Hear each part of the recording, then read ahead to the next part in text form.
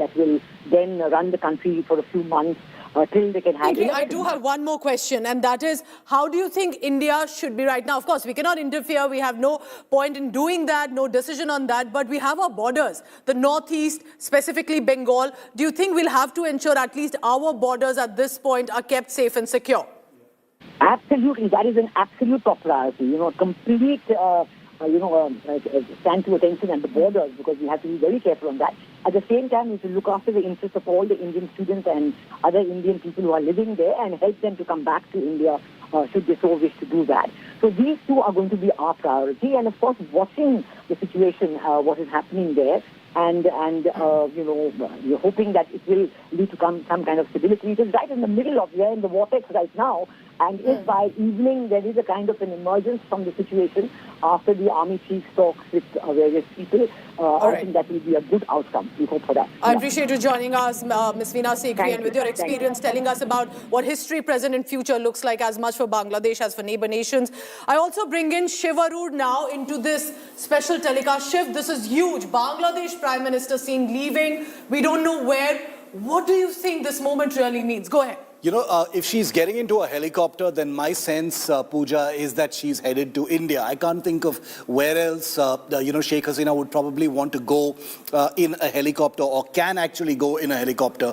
That's point number one. Point number two, India would be the logical destination for her, because it is seen as friendly territory. What's been happening in Bangladesh over the last few weeks, the deaths of over 300 people, many of them students, opposition leaders, etc., has meant that Bangladesh has become a bit of a regional pariah. They've been kind of distanced by their neighbors. India is the only country that continues to have a very healthy relationship with Bangladesh, and therefore, if she actually is headed to India, that would not be surprising at all. She could possibly even land in Bengal and then chart out her next course. But the point is that Sheikh Hasina's house right now, those pictures we've seen of the Gana Bhavan, the Prime Minister's residence in Dhaka being taken over by huge swarms of protesters, angry demonstrators, reminds me of what happened in Sri Lanka just a couple of years ago.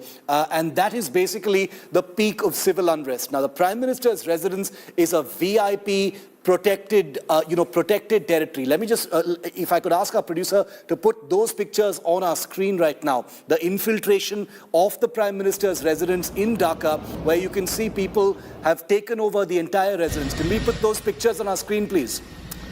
As I speak, there are pictures of what's happening inside the Prime Minister's residence. Looting, demonstrators, taking over the most protected establishment inside Dhaka. These are real pictures, viewer, coming in from the ground in Bangladesh's capital. This is basically tantamount, viewer, to 7 Lok Kalyan Marg being infiltrated by thousands of angry demonstrators. What you're looking at is the Bangladeshi equivalent of 7 Lok Kalyan Marg being trashed and taken over by activists and demonstrators. This is the peak of the civil unrest that has taken place over the last few weeks. I want to bring in Tasmia Nuhia Ahmed, who's a senior journalist live from Dhaka. Tasmia, thank you for speaking to India today. A very, very volatile scenes being seen in Dhaka. The Prime Minister's residence has been taken over by a huge crowd of demonstrators. Sheikh Hasina has taken off in a helicopter. What more can you tell us? Where is she headed and what's the situation on the ground? Thank you for inviting me. Actually, it's a very unfortunate day for the entire nation and for Bangladesh, because our former Prime Minister, she already resigned and left Bangladesh. And though it is not officially announced, but we have learned from different media sources that she has already left along with her younger sister due to safety issues. But I would say it's an unfortunate day for the entire nation.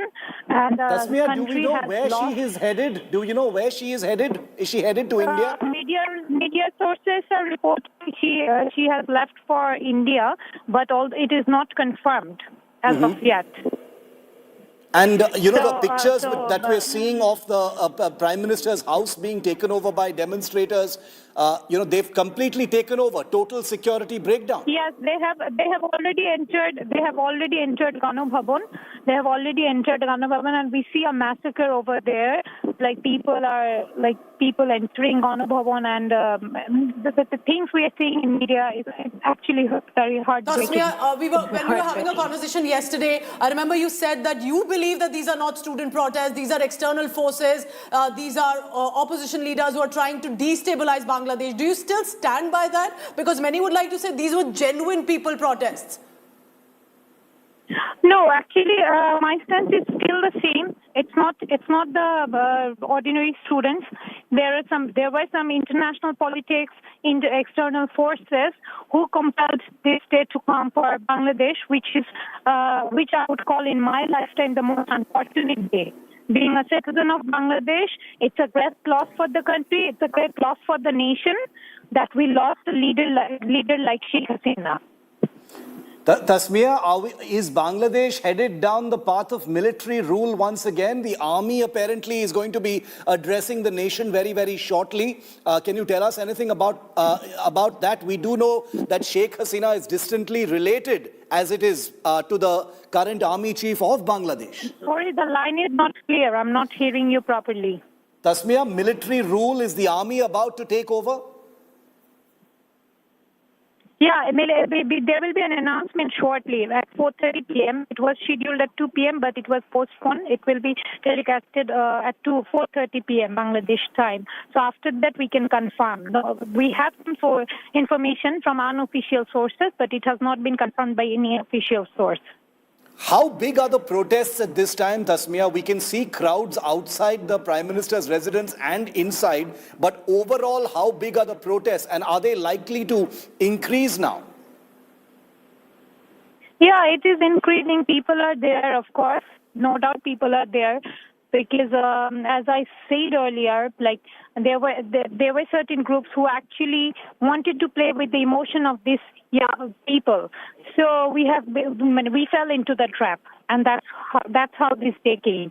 So I'd say this is a great loss for the country, great loss for the nation, and nation has to pay for this unfortunate thing that happened to us. What do you think, Tasmia, is going to happen here on? According to your understanding in Bangladesh, if the Prime Minister has fled, if the Army Chief is about to make a statement, what do you think the next few days are going to look like for your country? We have not been informed anything officially, so we can confirm you after the announcement comes from the Army Chief.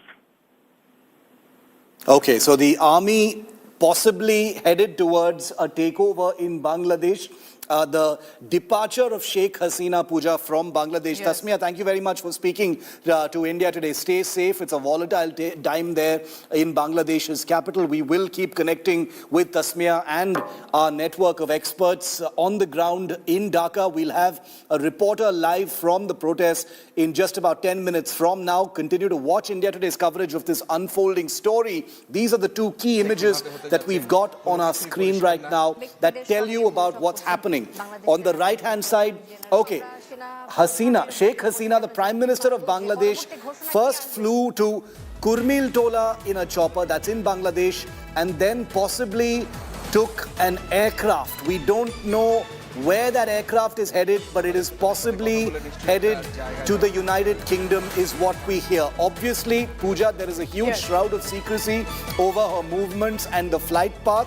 The BBC is apparently reporting that she's headed to Tripura in India, but obviously there is a huge element of uncertainty, misinformation, guesswork, speculation over where the beleaguered Prime Minister of Bangladesh is headed. She's been hounded out of her country by a massive, massive mob that has expanded over the last few weeks on the back of 300 dead students, protesters, activists, demonstrators, opposition leaders as well, in what has become one of the biggest periods of civil unrest in a country, remember, that is not that old, but has seen nearly a persistent period of civil unrest. So here we have what could be a tipping point as far as Bangladesh and a return to military rule. The latest, she may be headed to London, Pooja.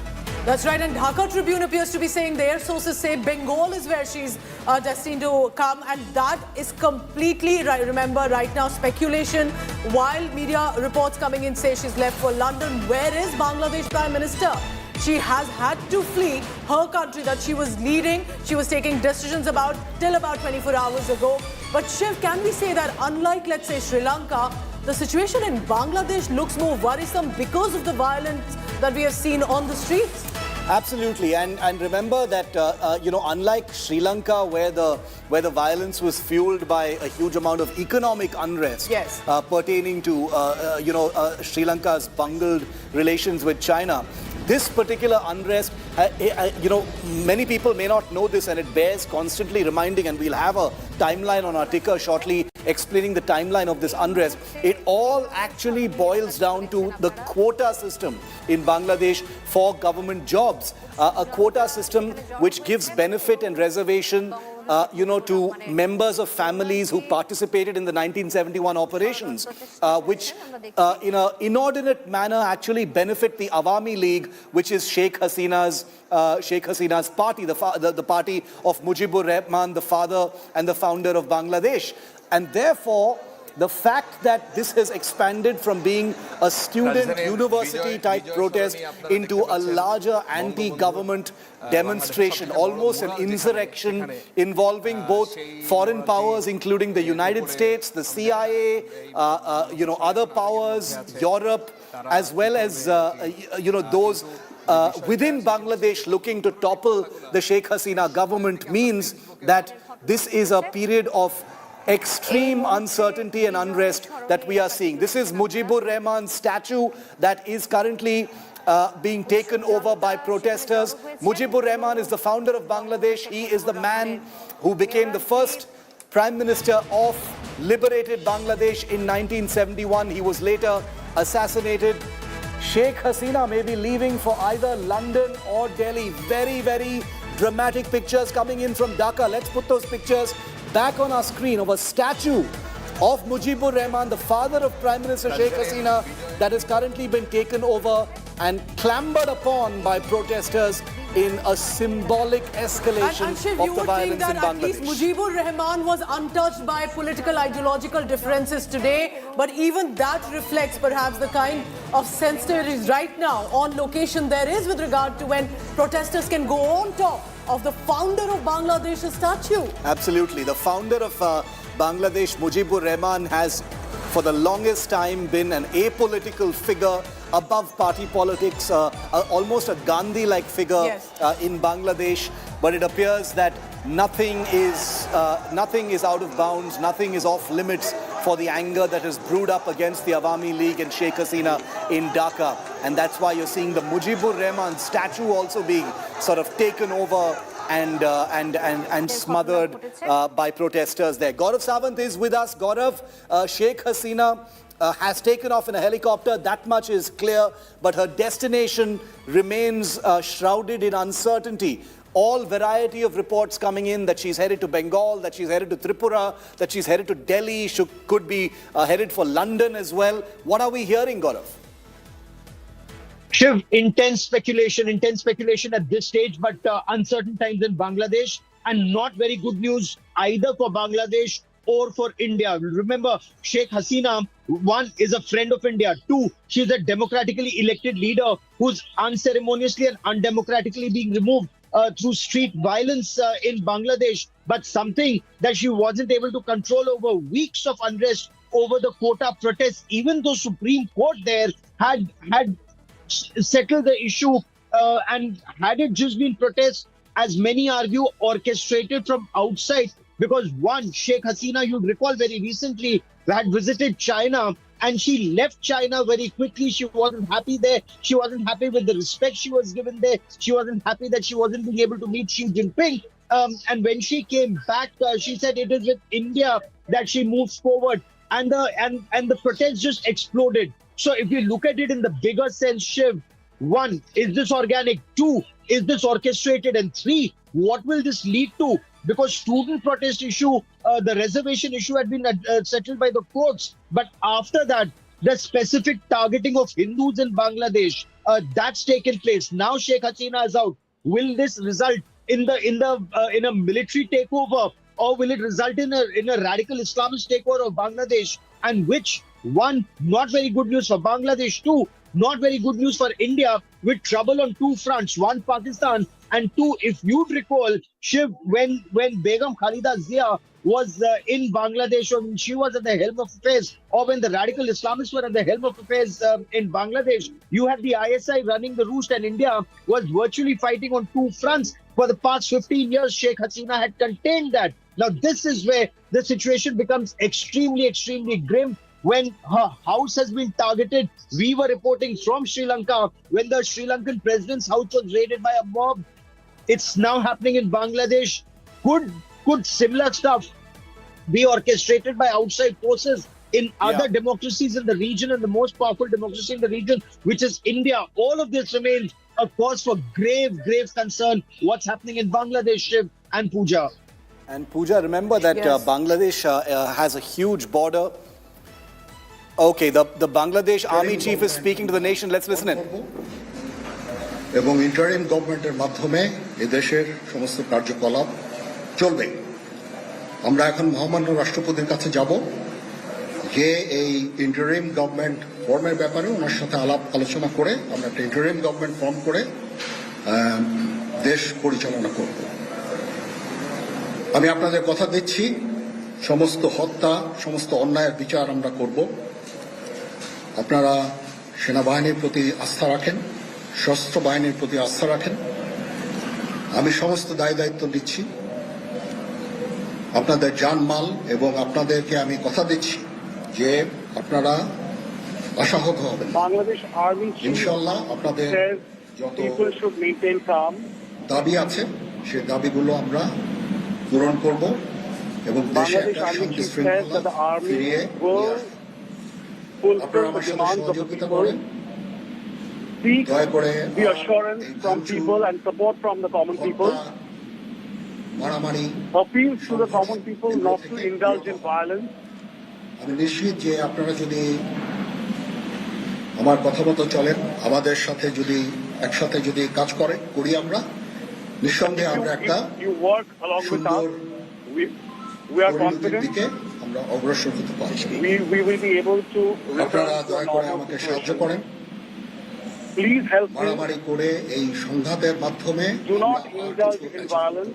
আর কিছু আমরা We will not be able to achieve anything through violence. দয়া করে আপনারা সমস্ত ধ্বংসযজ্ঞ, সমস্ত অরাজকতা, সমস্ত সংঘর্ষ থেকে বিরত হন এবং ইনশাআল্লাহ আমরা সবাই মিলে সুন্দর ভবিষ্যতের দিকে আমরা অগ্রসর হব। প্রতিটা হত্যার বিচার হবে, প্রতিটা অন্যায়ের বিচার হবে। আমরা আজকে সুন্দরভাবে কথা বলেছি, সমস্ত দলের প্রধান দলের নেতারা এখানে উপস্থিত ছিলেন। আমি ওনাদের ইনভাইট করেছিলাম এখানে, ওনারা এসেছেন। আমরা একটা সুন্দর আলোচনা করেছি এবং ফলপ্রসূ হবে বলে আমি মনে করছি। আমরা একটা সুন্দর একটা ইন্টারিম গভর্নমেন্ট ফর্ম করে আমরা দেশ We will form an interim government soon. I am hopeful that this will be a fruitful discussion. We will form an interim government soon. আপনারা একটু ধৈর্য ধরেন, আমাদের কিছু সময় দেন, ইনশাআল্লাহ আমরা সবাই মিলে সমস্ত সমাধান করতে সক্ষম হব। আপনারা We will be able to solve this problem very soon together. এবং শান্তি শৃঙ্খলার পথে Do not take law into your own hands. আমাদের দেশের অনেক ক্ষতি হচ্ছে। Our country is facing a crisis. Economy is in trouble. This is affecting our economy. A lot of people have died. Please help us restore law and order. Please help me. I want to thank all of you.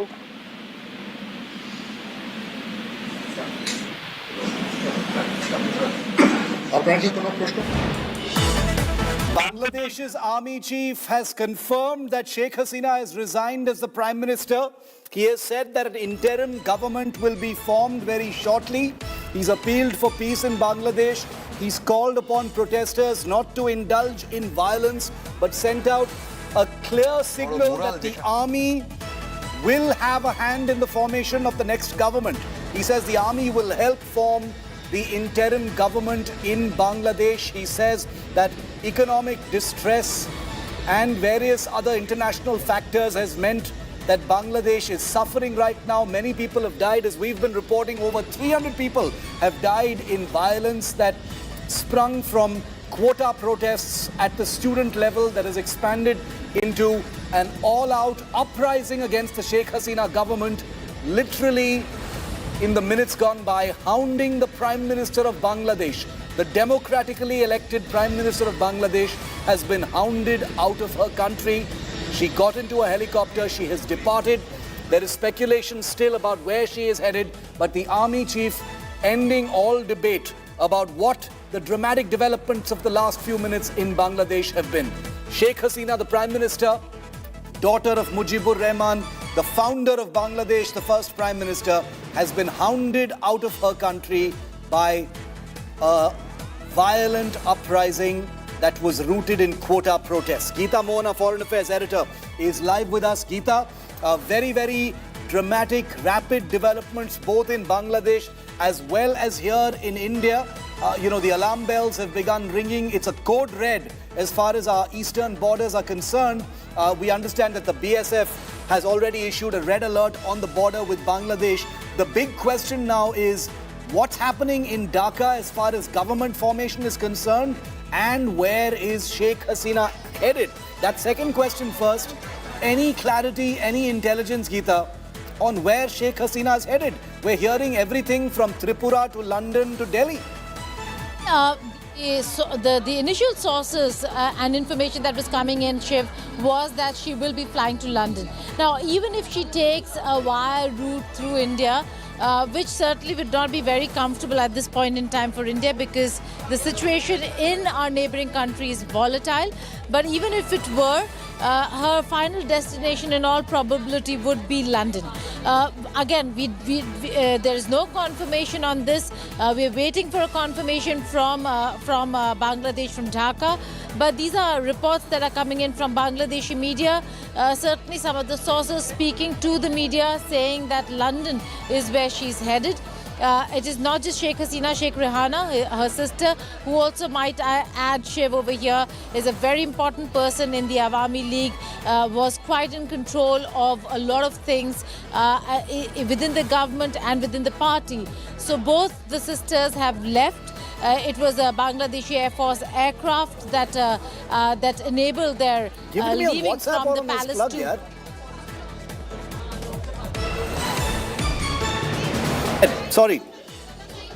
Sorry, Shiv.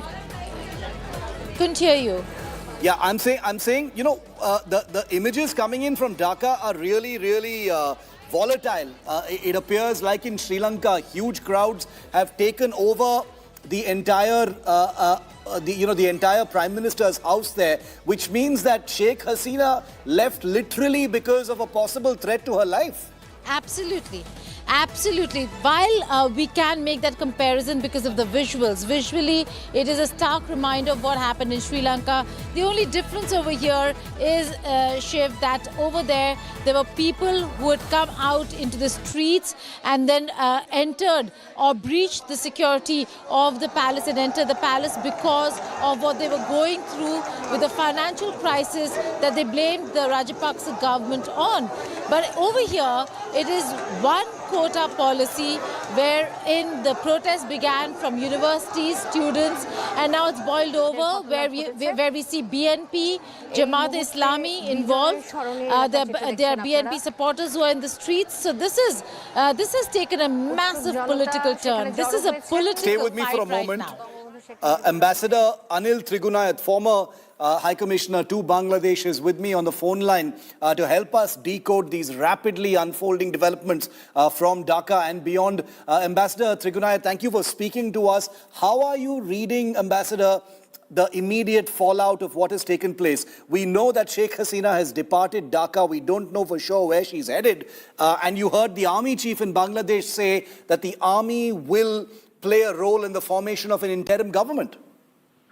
Well, that is what was expected, that the way the things were going in the last couple of weeks, we have seen that the government's mishandling of the protests also led to the situation which is there, apart from the various internal domestic factors and the external role that played by certain actors.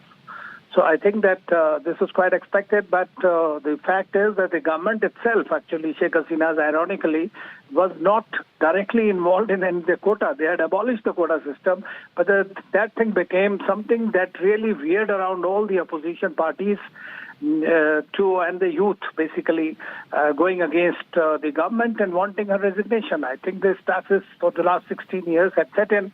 And now this is played out, and the situation is that the army has taken over. But I believe that this will be merely in the interim, because they'll have to form a government, they'll have to hand over power, and they'll have to conduct the elections once again. Because of the international situation in which if the army continues and wants to take over like there were several 2 decades before their own generals who had taken over, then I think that they'll have to calculate that the international community will not accept it. So I believe that in the interim, they will just try to settle the situation and speak to all the opposition parties, all the other stakeholders, youth groups, because quota is no longer there in any case. So therefore, now they'll have to just stabilize the country, and the major demand of this government going was there. But in the interim, we are looking at a very, very destabilizing situation. And could this also mean more violence and escalated violence, Ambassador, considering that, Sheikh Hasina has left, but her party, the cadres, the ministers, their families continue to be in Bangladesh, and they could be targets of violence now? Well, that is very much expected, and I believe that there were some Awami League, Youth Awami League, Chhatra Parishad or whatever, they were also been fighting with the opposition. They will definitely remain some kind of a target, no doubt, but I hope that the army will be able to control that and bring about some kind of a stability. What about how India, where this leaves India as far as Bangladesh is concerned? We do know that, Sheikh Hasina has been a good friend to India across administrations. How will India be seeing this beyond the immediate security measures, etc., sir? Well, I think that it is a disconcerting development as far as India is concerned. And obviously, the instability and insecurity in the region has a direct consequence on India itself. There are people who there would be, if the violence continues, then you will have a problem with refugees as well. A lot of Indians who are working there will have to be taken out. And therefore, the situation is quite dire. And as far as the political thing is concerned, I believe that India's neighborhood first policy essentially targets at the neighbors becoming more independent, more developed. We provide them and more stable. I mean, that's been India's approach all along. And I think that we'll continue to follow that policy, and whoever is the stakeholder will have to deal with them. Final question, Ambassador. There is a lack of clarity over where Sheikh Hasina is currently headed. We've seen images of her departing in a helicopter after the Prime Minister's residence in Dhaka, was violently taken over by demonstrators. We're hearing everything from Bengal to Tripura to Delhi to London. Is it conceivable that she would want to go as far away as possible to London or beyond? Or is it possible that she would want to maybe stay in India close by to monitor what's going on? Well, I think it's very difficult to say that what really transpired in such a quick time. I believe that the army had advised her that they would no longer be able to protect her, and that this was a deal cut with her that she could go. So it is very likely that she could be, if she goes to, of course, they have some London connections, so it's quite possible. I don't know if she can come to India and work from here, because that will also have its own repercussions, as you know. And but at the same time, we will come to know very shortly where is she. I'm quite sure about this, but there's no point in speculating about it at this stage. Indeed, she's probably airborne as we speak. There will be clarity on that. Ambassador Anil Trigunayath, pleasure, sir. Thank you very much for putting into perspective some of those difficult questions that we don't have answers to. Here's what the Army Chief of Bangladesh has just said. This is the key comment that tells you what's going to be happening over the next few days. The interim government that's going to be formed by and with the involvement of the Bangladesh army. Take a look. আমি সমস্ত রাজনৈতিক দলের নেতৃবৃন্দকে এখানে আমন্ত্রণ করেছিলাম। ওনারা এখানে এসেছেন, আমরা একটা সুন্দর আলোচনা করেছি। সেখানে আমরা সিদ্ধান্ত নিয়েছি যে একটা ইন্টারিম গভর্নমেন্ট আমরা ফর্ম করব এবং ইন্টারিম গভর্নমেন্টের মাধ্যমে এদেশের সমস্ত কার্যকলাপ চলবে। আমরা এখন মহামান্য রাষ্ট্রপতির কাছে যাব, যে এই ইন্টারিম গভর্নমেন্ট ফর্মের ব্যাপারে ওনার সাথে আলাপ আলোচনা করে আমরা একটা ইন্টারিম গভর্নমেন্ট ফর্ম করে দেশ পরিচালনা করব। আমি আপনাদের কথা দিচ্ছি, সমস্ত হত্যা, সমস্ত অন্যায়ের বিচার আমরা করব। আপনারা সেনাবাহিনীর প্রতি আস্থা রাখেন, সশস্ত্র বাহিনীর প্রতি আস্থা রাখেন। আমি সমস্ত দায়িত্ব নিচ্ছি, আপনাদের জানমাল, এবং আপনাদেরকে আমি কথা দিচ্ছি যে আপনারা আশাহত হবেন না। So an interim government that will be formed, obviously with the Bangladesh Army's involvement. Gaurav, Savant and Geeta Mohan continue to be with me. Gaurav, what does an interim government, really mean? That will obviously involve, the army putting in place a dispensation until elections can actually happen. So, any intelligence about how this would happen? Because we understand that the army has already held talks with all the, representatives of the opposition parties which have been, involved in these protests. Shiv, the army had been in touch with opposition leaders for quite some time in an effort to diffuse the situation, of course, behind the scenes, because initially Sheikh Hasina, who'd come back to power, had been very strong in the manner in which she ordered a crackdown on the protesters, and especially after the Supreme Court verdict, she went to the extent of calling the protesters razakars. And razakars, is a very, very strong word to use for student protesters. And this actually sparked off so much anger that students started wearing those t-shirts saying, maybe army or razakar, or I'm also a razakar, or one of those who were fighting with the Pakistanis pre-1971. And that's quite a cuss word in Bangladesh. But then when the protests started, from earlier last week, when people started coming out from different parts of Bangladesh and marching towards Dhaka, perhaps the army saw the writing on the wall, the crackdown with 300 plus dead. The army realized that there is no way that it would be terrible for Sheikh Hasina to continue. She was given, perhaps, I don't know, with or without Indian help, a safe exit, whether to India or elsewhere, we'll know in a while. But this is where the army will officially be seen as in charge, because when there's a mob on the streets, when the Prime Minister's house is being mobbed, so to say, so the army will very physically be present on the streets to show they are the authority, and then an interim government will come which will work along with the army chief.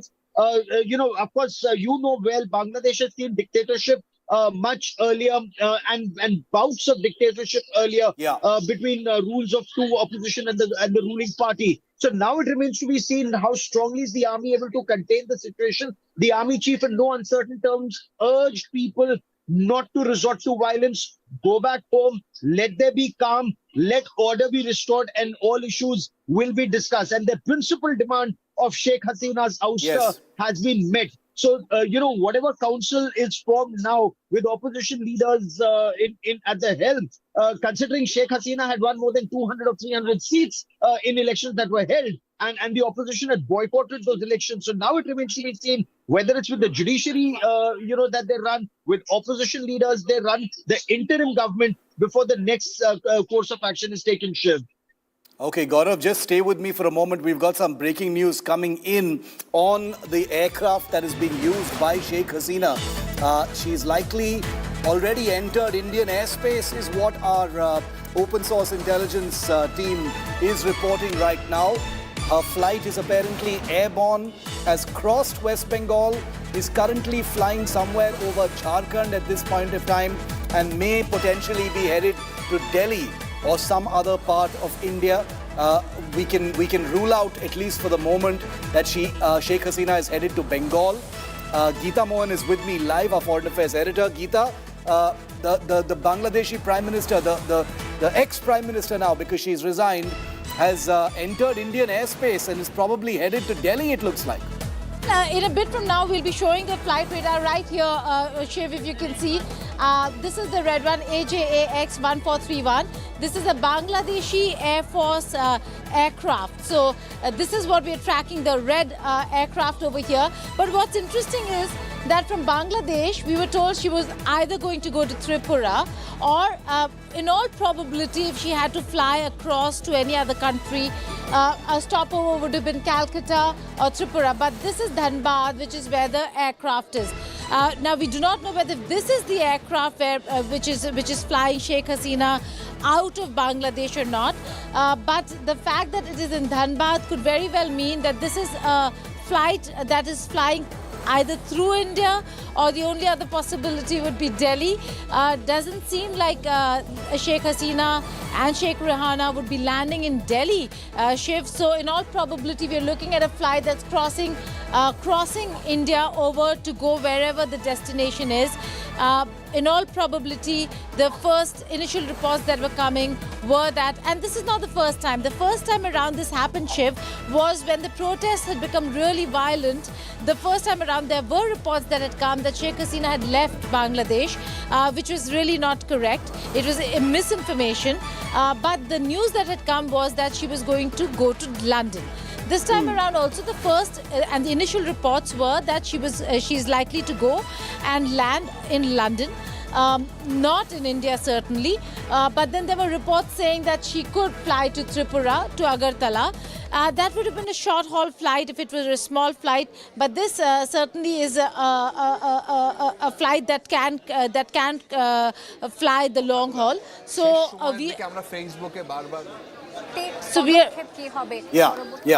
so we are looking at not Tripura, not Calcutta, but has moved forward. In all probability, Sheikh Hasina is moving towards the destination that was initially reported. Again, Shiv, this is all speculation, in the realm of speculation, because the aircraft right now is over Dhanbad and doesn't seem like it is going to land in New Delhi. So it is flying most probably over India, but Sheikh Hasina certainly is not in the countries, what we are given to understand, is not in Bangladesh anymore. She's left Bangladesh with Sheikh Rehana and in all probability might be headed towards London. Okay, but that aircraft, you know, the C-130 that we've got on our flight radar track, the aircraft that is believed to be carrying Sheikh Hasina and her sister, is an aircraft that doesn't have a limitless range, so it will have to land somewhere to refuel. It certainly cannot carry Sheikh Hasina all the way from Dhaka to London direct. So is it going to land to refuel somewhere in India? Is Delhi its final destination? Could it be landing somewhere else to refuel before it makes its way to London? We don't know just yet. All of that is speculation because, as you can imagine, owing to the secrecy, owing to the sensitive nature of the departure of Sheikh Hasina from Bangladesh, flight information is being kept top secret, highly privileged. We've used our open source intelligence to find that flight, which is a Bangladesh Air Force C-130 aircraft currently overflying India. Not unusual, military exercises happen between the two countries, but at this point of time, that's the only Bangladeshi military aircraft in Indian airspace, and therefore, it's almost certain that that's the aircraft carrying the fleeing Bangladeshi Prime Minister Sheikh Hasina. Well, while she makes her way to whatever her destination is, this is what Sheikh Hasina's prime ministerial residence in Dhaka currently looks like. I wonder if she's had a chance to get some of these pictures while she's in that aircraft or before she left. But the prime minister's residence in Dhaka has been completely taken over. It's caved in to protesters who are looting, vandalizing, pretty much moving into the prime minister's residence. And like I said, that is the equivalent of 7 Lok Kalyan Marg in Delhi, the Indian Prime Minister's residence, falling to protesters. It's exactly like that in Bangladesh. These are pictures right before Sheikh Hasina actually departed from there. Indrajit Kundu is also live with us. That's a archival picture of the kind of aircraft that Sheikh Hasina is probably in. She first took a Mi-17 helicopter from Dhaka, from her prime ministerial residence to some kind of an airfield, and then likely took off in the type of aircraft that you see on the right-hand side of your screen, a C-130 Hercules transport plane of the Bangladesh Air Force, seeming to suggest, as experts are opining at this time, that Sheikh Hasina basically managed to cut a desperate deal with the Bangladesh military, permitting her to make a safe exit from the country. A safe, even if dishonorable exit from the country in the face of a very, very violent uprising that threatened her physical safety with those huge crowds taking over. I want to bring in India Today's Indrajit Kundu, who is also live with me from Kolkata. Indro, very, very volatile implosion, making this a huge historic crisis for Bangladesh. Right now, everything is in the air, quite literally. Sheikh Hasina is in Indian airspace, likely to land somewhere in India or beyond. We don't know just yet. Obviously, all of this being kept highly, highly classified at this time. But the border between Bangladesh and West Bengal is very, very active right now. Alarm bells are ringing. The BSF has sounded a red alert as well. Well, absolutely, Shiv. You know, this is unprecedented what we are seeing right now.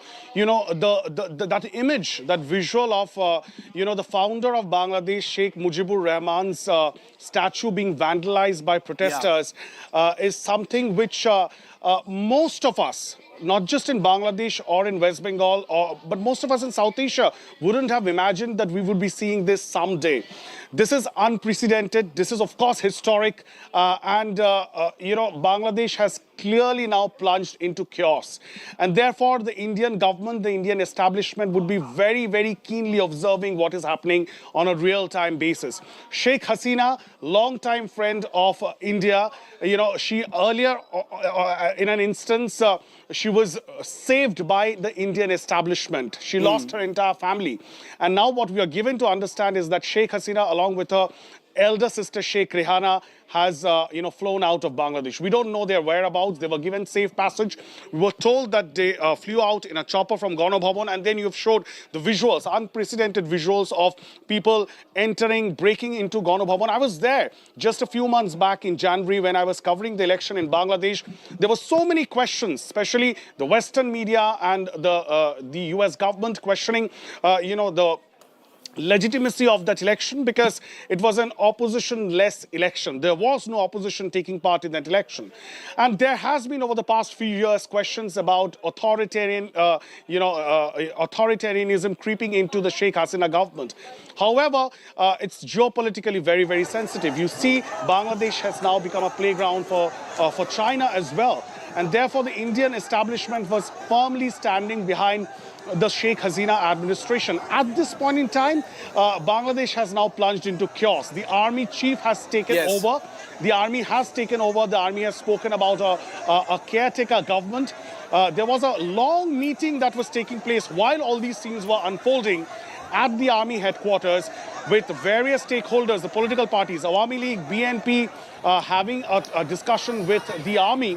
And in the days to come, the army will have to, you know, decide. The good thing, of course, is that the army enjoys the people's confidence, because over the past 2 weeks, as we have been following this entire agitation, the protesters had lost complete faith in the administration of Sheikh Hasina and her police.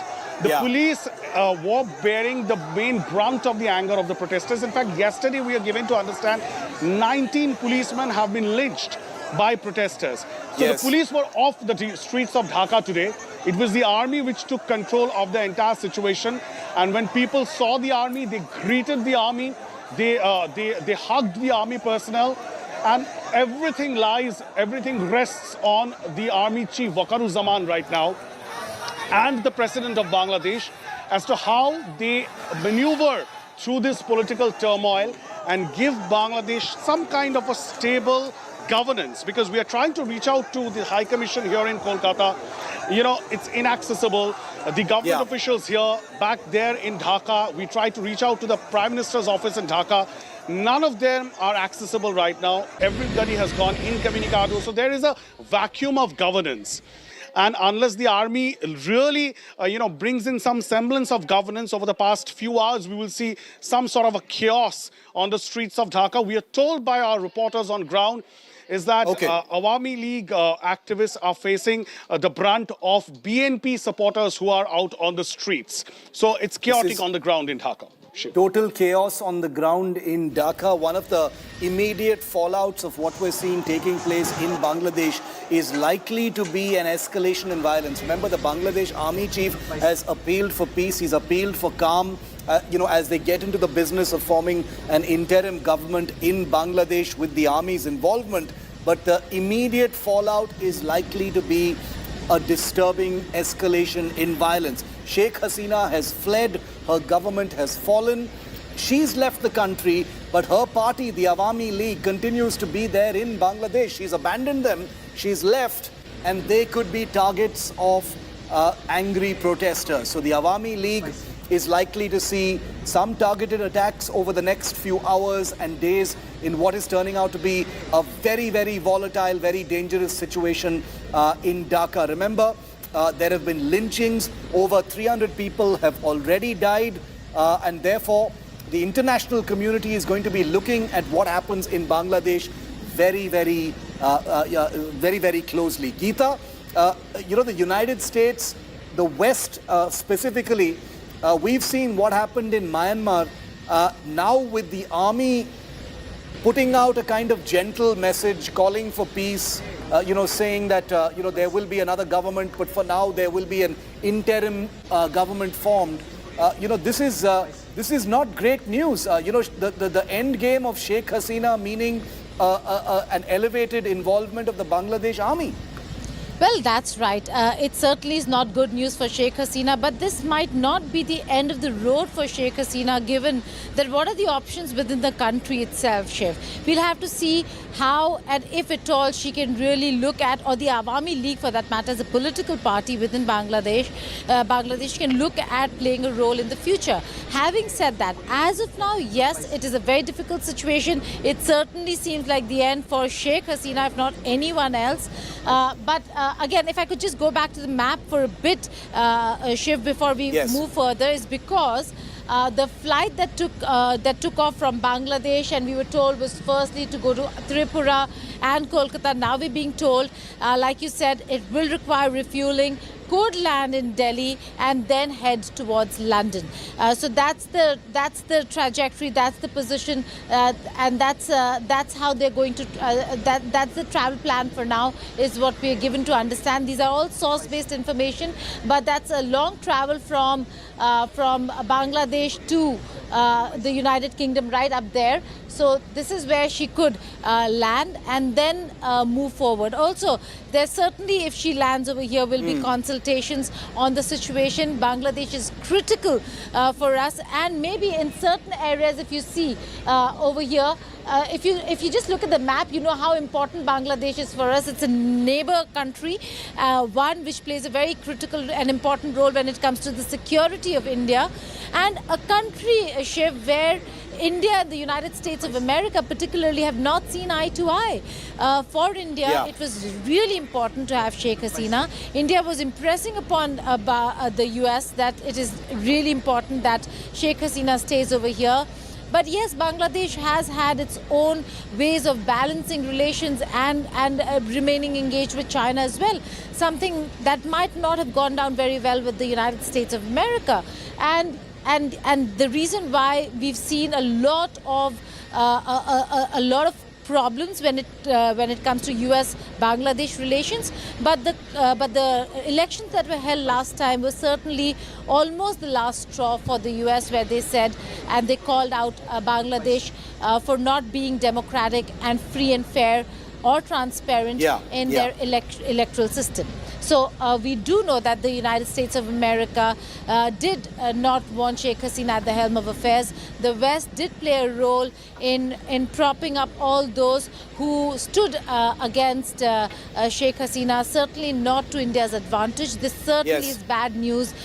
Maybe bad news for Sheikh Hasina. For Bangladesh, it's a country in its own right and can decide what kind of leadership they want. But for India, to have Khaleda Zia or the BNP back is going to be a problem. Look at the situation right now, Shiv. In Bangladesh, when the protests began and were confined only to the universities, things were still all right for India to handle. The moment it became political, took a political turn with BNP and Jamaat-e-Islami entering the fray, it became a situation of concern for India, because they did know and they did anticipate that Indians will come under attack, and that certainly was the case. And we've had advisories for Indians not to travel and others to remain alert. And most probably, with what we're seeing right now, we could see Indians being asked to return to India. Okay, Indians being asked to return to India. Remember, there are thousands of Indians who live and work in Bangladesh. They're all being asked to return to India or get to a safe place. Advisories have already been issued, and another advisory will probably be issued very, very shortly in the wake of the extremely volatile developments over the last couple of hours, centered around Sheikh Hasina being virtually hounded, physically hounded out of her VIP protected official residence in the heart of VIP Dhaka, forcing her to get into a helicopter and then a plane and then fly somewhere over India. I want to just remind all of our viewers that Sheikh Hasina, the outgoing Prime Minister of Bangladesh, is currently airborne. She's in a C-130 aircraft that is currently in Indian airspace. Very likely that she's in that aircraft. There's a possibility she will be landing in Delhi and then making her way to London. My sources in the Home Ministry are telling me that London is going to be her final destination, though she may make a stop in India. Many different questions. Will Sheikh Hasina speak once she lands? If she lands in India, is she going to be landing elsewhere? It stands to reason that the beleaguered outgoing Prime Minister of Bangladesh considers India to be safe territory. This is friendly territory as far as the Awami League is concerned, but could it actually compound her problems, maybe necessitating her flight to Europe or the United Kingdom? We're hearing about Finland, we're hearing about London. London appears to be where she will be headed with her sister, her younger sister, Rehana, who accompanies her on all travel. The Army Chief of Bangladesh, whose address to the nation is now the most watched video in Bangladesh, is here it is. Here's what he said.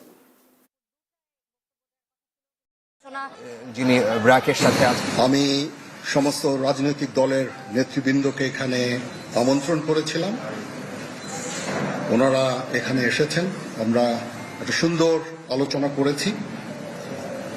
সেখানে আমরা সিদ্ধান্ত নিয়েছি যে একটা interim government আমরা form করব এবং interim গভর্নমেন্টের মাধ্যমে এদেশের সমস্ত কার্যকলাপ চলবে।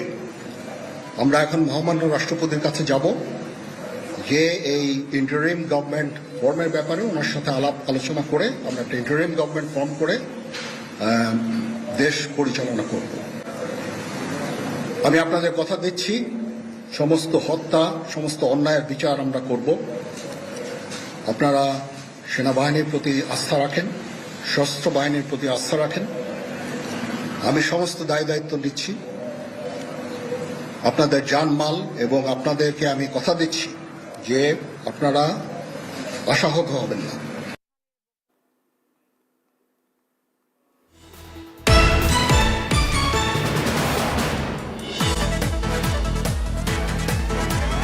India is keeping a very close eye on the developments in Bangladesh. Remember, Sheikh Hasina has been a good diplomatic friend of India. Sources telling us that a top-level meeting is currently being held in the corridors of power to keep and take stock of the current developments inside Bangladesh. If Sheikh Hasina, the outgoing Prime Minister of Bangladesh, is headed to India, then there are many, many moving parts to what India's diplomatic machinery will need to do in order to stay in control of the fallout of what's happening in Dhaka at this point of time. Highly complicated, highly volatile issue. A Bangladeshi Prime Minister, democratically elected, being overwhelmed by protests over an issue that was not of her immediate making, impinged on quotas for government jobs in the country that have escalated and snowballed into a kind of national opposition and student-led uprising against the Sheikh Hasina government, and most definitely involving international movers and shakers as well. Geeta Mohan continues to be with us. Geeta, high-level meetings are almost definitely taking place in India at this point of time, because this is a story in motion where the next step will be clear in a matter of minutes or a couple of hours when that aircraft actually lands. Well, that's right. High-level meetings, concerns with regards to the situation in Bangladesh. Certainly, the Ministry of External Affairs has been looking into the situation on a continuous basis, but this changes everything. Expect the National Security Advisor himself to be looking at what happens next. Should Sheikh Hasina be landing in Delhi, there will certainly be certain high-level officials who will be meeting her. Probably not the Prime Minister, certainly not publicly, but the National Security Advisor, the External Affairs Minister, or for that matter, secretaries within the Ministry of External Affairs. There certainly would be meetings with the former Prime Minister of Bangladesh to get an assessment of the situation on the ground. Stakes are very high, not just for Sheikh Hasina, stakes are very high for India as well, Shiv, and therefore meetings are underway when it comes to the security officials, the National Security Council or NSAB in India, and Yes. And as also the Ministry of External Affairs connected with the PMO. All of them are looking at the situation, monitoring the situation in Bangladesh, and trying to now figure out how to move further on a country as important as Bangladesh. Sheikh Hasina no longer the Prime Minister of Bangladesh. There will be an interim government under the army, and the interim government will then decide how to take things forward. There certainly will be elections, because otherwise it's the Awami League that has the numbers in Parliament.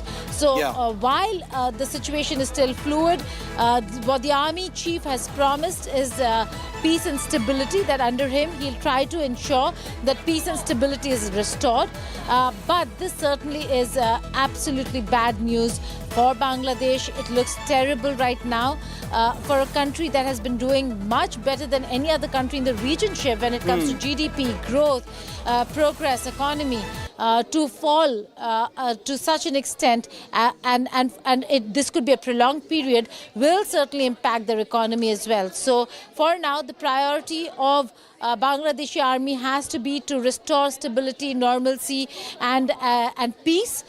For India, it will be to see, once normalcy and peace is restored, how are they going to look at for formation of an interim government, and what happens from there on. There is going to be a huge anti-India movement that had already begun in the first wave of the protest. This is not the first wave, Shiv. In the first wave of the protests, when we'd seen a lot of opposition against Sheikh Hasina, there was, and this is during elections, when there were protests against Sheikh Hasina and Awami League, there already was an India Out campaign that many of the anti-Awami League political parties and supporters had started putting out, taking a leaf out of the Maldives chapter. So it looks pretty bad for India at this point in time, at this juncture. Again, we'll have to wait and see how India engages the army, and how India engages the people who are not actually BNP or Jamaat-e-Islami supporters, but are just not happy with Sheikh Hasina or the Awami League for now, for the manner in which they conducted themselves in the recent past. Well, this is a complete meltdown. The images coming in from the Prime Minister's house in Dhaka, Geeta, are, they're getting more violent, more aggressive, more volatile by the minute. We've got some more information coming in now that Sheikh Hasina's office in Dhaka has been set on fire by protests. This is the Dhanmondi office of the Awami League. has apparently been set on fire in Dhaka. This is in the capital. The protesters have been chanting slogans and they've set fire to the local Awami League office where Sheikh Hasina apparently also operates from time to time in Dhaka. It's been set on fire. Arson, violence, vandalism, rioting. Expect all of these things to take place now as Sheikh Hasina flees Bangladesh. The Prime Minister of Bangladesh, democratically elected Prime Minister of Bangladesh, hounded out of her house and flown out from Dhaka and is likely to be landing in Delhi on her way to London very, very shortly. Her aircraft is currently in Indian airspace, but these are images coming in of the very, very violent escalation in Dhaka. An office of Sheikh Hasina's Awami League office in the Bangladeshi capital has been set on fire. And this appears to set the tone for what the next few hours and days is likely to be in Bangladesh. You know, Geeta, the army has been very much part of the, the opposition uprising. The army has played its own sort of shadow role in how things have been allowed to escalate to a point where the Bangladesh Prime Minister was pretty much fearing for her own physical safety and forcing her to leave Dhaka. And now for an Awami League office to be set on fire in the heart of the Bangladeshi capital shows that, it looks like the next few days are going to be out of control before a semblance of calm returns. Shiv, for us Indians, this is an unimaginable situation where the political situation takes such a turn that you'd have military take control. But we've had two neighbors where we've seen this more often than not. And it doesn't come as a surprise when we know that the army chief does have the powers to move things and move pieces in a way where the power structure then centers around the army and the military. In Bangladesh, that has been the case yet again. For a long time, that was not the case, but yes, it has returned. There was a point where a situation was getting out of control, and Sheikh Hasina did seek or ask for curfews to be put in place and army personnel to be deployed. That did not happen in time some time ago. So that certainly calls for us to question what is it that the army was doing. But at this point in time also, Shiv, we have to look at the situation on the ground. When the people rise against a leader and the leader does not take the cue in time, then there is a problem. Over here, Sheikh Hasina certainly did not take the cue. And on the other hand, when she did take the cue and she did agree to changing the quota proposal, it was already too late because it had taken a political turn. BNP and Jamaat-e-Islami started mobilizing their people and supporters on the ground. So irrespective of what the students wanted or didn't want, the story and the narrative had changed. And that change of narrative has led to the kind of protest that we are seeing now, from just demanding a change in the proposal of the quota for government jobs to veterans, families of veterans, to now a very clear demand for the past few days of resignation of Prime Minister Sheikh Hasina, who now stands as former Prime Minister of the country. So clearly there was a systemic way, a very systematic way in which all this was done, only because there were certain sections, certain people who were unhappy with one proposal put out by the government. And also the government was willing to take back that proposal. So it had gone far beyond just the proposal. It had to do with the political narrative that was set against Sheikh Hasina. Only a few countries, Shiv, are there who actually come out and support a Sheikh Hasina administration. And I keep saying that for our viewers to understand how difficult it has been to ensure a Sheikh Hasina administration, despite all the criticism, all the international community coming out and calling her her an autocrat, that democracy is not there in Bangladesh anymore, so on and so forth. But for India, the concerns are many. It's a close neighbor, and not having an Awami League administration would spell a lot of She's security going to be landing concerns. very shortly. So, you know, some of those unanswered questions hopefully will be answered. But we're getting, you know, some very, very compelling video footage from the ground outside the Prime Minister's residence in Dhaka to show you what's happening in and around the Prime Minister's residence in Dhaka, which has been completely invaded by protesters. They've taken over the place completely. You know, you've got student protesters lying down on the Prime Minister's bed. You know, they've opened all the cupboards. They've taken stuff out. They've looted the kitchen. You know, let's get that picture. Let's get the previous picture that we had on our screen for the moment very, very quickly. I want this done as quickly as possible while I'm talking about it. Video footage of the inside of the Prime Minister's residence. The video footage of the inside of the Prime Minister's residence, which is being looted by vandals.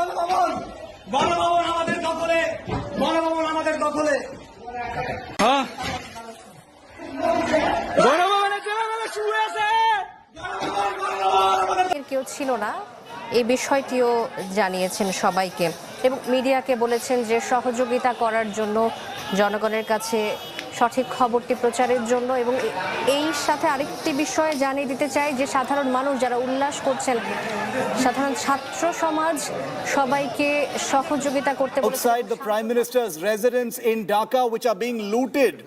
Chairs, tables, furniture, food, items from inside the Prime Minister's residence are being looted in Bangladesh. These are images, shocking images coming in from Bangladesh of protesters carrying out property from inside the Prime Minister's residence in Dhaka. Furniture being taken out, flags being waved, victory protests taking place. This is inside the Prime Minister's residence. Take a look at what's happening inside, viewer. যিনি ব্র্যাকের সাথে আছেন তাকে ডাকা হয়েছে আরো কয়েকজনের নাম শোনা যাচ্ছে তাদের সাথে কথা বলে নিশ্চয়ই একটা জায়গায় তারা পৌঁছে একটা ব্রিফিং আমরা কিছুক্ষণের মধ্যে শুনবো কি হতে যাচ্ছে কিভাবে হতে যাচ্ছে কোনো কিছুই পরিষ্কার না ব্যক্তিদের সঙ্গে বৈঠক করছেন বাংলাদেশ সেনাবাহিনী প্রধান জেনারেল আমরা সেনা প্রধানের বক্তব্য থেকে আমরা জানতে পারবো যে পরবর্তী ঘোষণা কি আসবে সেজন্য আমরা অপেক্ষা করছি সেনা প্রধান জেনারেল ওয়াকারুজ্জামানের দুপুর 2টায় বক্তব্য দেওয়ার কথা ছিল কিন্তু আলোচনা যিনি ব্র্যাকের সাথে আছেন তাকে ডাকা হয়েছে আরো কয়েকজনের নাম শোনা যাচ্ছে তাদের সাথে কথা বলে নিশ্চয়ই একটা জায়গায় তারা পৌঁছে একটা briefing Now, Indian security agencies are monitoring the C-130 Hercules aircraft that India today told you about with the call sign Ajax 1431 since 10 kilometers from the Indian border with Bangladesh, and it is heading towards Delhi, is expected to touch down around 5 to 5:15 p.m. at a runway in Delhi. This is a Bangladesh Air Force plane. We have a picture of that plane that I'm going to put on your screen right now. We have a picture of that plane, and I'm going to ask our producers to put a picture of that plane on our screen right now to show our viewers what we're talking about. The Bangladesh Air Force aircraft has crossed Patna and reached near the UP-Bihar border. Top security brass are monitoring the situation very closely. The Indian Air Force is also on high alert and is keeping a very close eye on the aircraft in which Sheikh Hasina has fled from Bangladesh and is likely to land in Delhi at about 5 p.m. according to our sources in the security system. That's the aircraft or the type of aircraft in which the Bangladesh Prime Minister currently is. 5 p.m. touchdown in Delhi is expected, and then the Prime Minister of Bangladesh will likely make her way to London is what we are hearing. That's the latest that we're getting to you right now. It's a Bangladesh Air Force aircraft which basically confirms that the ex-Prime Minister of Bangladesh has managed to cut a deal with the military that has now virtually taken over the country and will be forming an interim government there very, very shortly. India currently is monitoring Sheikh Hasina's C-130J aircraft. That's the kind of aircraft, not the same aircraft, but the kind of aircraft that is now in Indian airspace. India Today's Geeta Mohan has been tracking the movement of that aircraft. Geeta, it looks like the Air Force, Air Traffic Control, Army, intelligence agencies are all now tuned towards this aircraft with a likely touchdown in Delhi at about 5 p.m. That's right. It is very close to Ghazipur now. So it is all across West Bengal, Bihar, Jharkhand. And now we're looking at entering the UP borders. Certainly headed towards New Delhi. And then from there, what we're given to understand is that the final destination would be London. So that's the red aircraft that you can see on the radar map. That's HAX 1431, flying at an altitude of 24,000 feet over the state of Uttar Pradesh right now. It's a Lockheed C-130J Hercules, so certainly a military aircraft that is flying former Prime Minister Sheikh Hasina and her sister Sheikh Hasina towards Delhi. The situation is dire in Bangladesh. Whilst the army has now taken control, the situation is nowhere near normal or nowhere near seeming like the protests and riots are going to come to an end. So we are looking at a very volatile situation over here. We will have to wait and see what the army does. Will the people go back to their homes? Will the men in uniform return to their barracks? And when will all that happen? So the situation volatile, but for now, what we're looking at is evening in Delhi. The former Prime Minister of Bangladesh landing most probably here, and then she will certainly be received and be met by senior security officials and administration officials from the government. They will take a lowdown on the situation in Bangladesh and the plan from here on for Bangladesh, particularly the Awami League administration. New Delhi has been a very important partner and a friend, and at this point in time, at this juncture, it doesn't seem like New Delhi is going to abandon a Prime Minister who's worked very hard towards India-Bangladesh relations. This is a very difficult time. It's going to be a very difficult time for the neighborhood itself, Shiv, given that Prime Minister Sheikh Hasina not being in power in Bangladesh could change dynamics of security for India. We do remember days of Khaleda Zia when she was in power, and the whole of Northeast for India, as also West Bengal. All those areas had a huge security problem. And Geeta, I just want to focus it just for a moment. We'll get to the larger aspects in just a moment. But, you know, in about 40 minutes, we're expecting the C-130J aircraft of the kind that you're seeing in the center of your screen landing in Delhi. Is there any clarity on what this means? Is it a refueling stopover? Is anyone going to be meeting her after she lands? Perhaps the National Security Advisor or anyone else? It seems unlikely that it's going to be purely a refueling stop, Geeta. Well, if it were a refueling stop, it would have been, they could have flown further down and then stopped over for refueling. This certainly seems like a very political decision to have taken to stop over in Delhi, if that is the case. And if she stops over, yes, there is going to be refueling. But more than that, there is going to be discussion that will take place between Sheikh Hasina, Sheikh Hasina, and the security, high-level security and government officials on the Indian side. There's a lot that the two sides have to discuss in terms of what happens next. For India, everything everything that happens in Bangladesh is going to impact our Eastern Front. So we are quite concerned. India is very concerned with the situation on the ground, and they would want to see whether if there is going to be a political way forward which could include or involve Awami League, and if not, then Bangladesh is staring at yet another round of elections, Shiv, with the interim government that would come into place by the army, placed by the army, with the interim government taking control and then ensuring a free, fair, smooth elections in the country, which is the expectation, which is what the Khaleda Zia party also wanted, BNP. They wanted what the process has always been in Bangladesh and in Pakistan as well, that once a term ends, that there should be an interim government in place for the conduct of the next elections. Sheikh Hasina did not agree to that this time around, and that had become a major flashpoint between the opposition and the administration. Stay with me, Geeta. Harsh Shringla, former Foreign Secretary, has just spoken on this. Let's just listen into what he said. There are underlying factors behind the demonstrations. On the face of it, it has been the quota issue that the students have put forward. But there are underlying economic factors. COVID-19 has hit the Bangladesh economy very hard. In addition to that, the Ukraine conflict has resulted in spiking the prices of essential commodities, from fuel to food to fertilizers, and Bangladesh imports all these items. They've had a very, very difficult balance of payments situation. Inflation has gone up, by 17 to 20%. So all of this is essentially now coming to a situation where, people, especially younger people, are expressing their frustration on the streets. The opposition BNP, or is the Jamaat-e-Islami, which is the radical, pro-Pakistan Islamist grouping that is very active on the streets. They have joined the protests, and they have actually brought in that violence into the protests. You cannot rule out the involvement of foreign powers who are inimical to Bangladesh's interests, and frankly to our security interests also.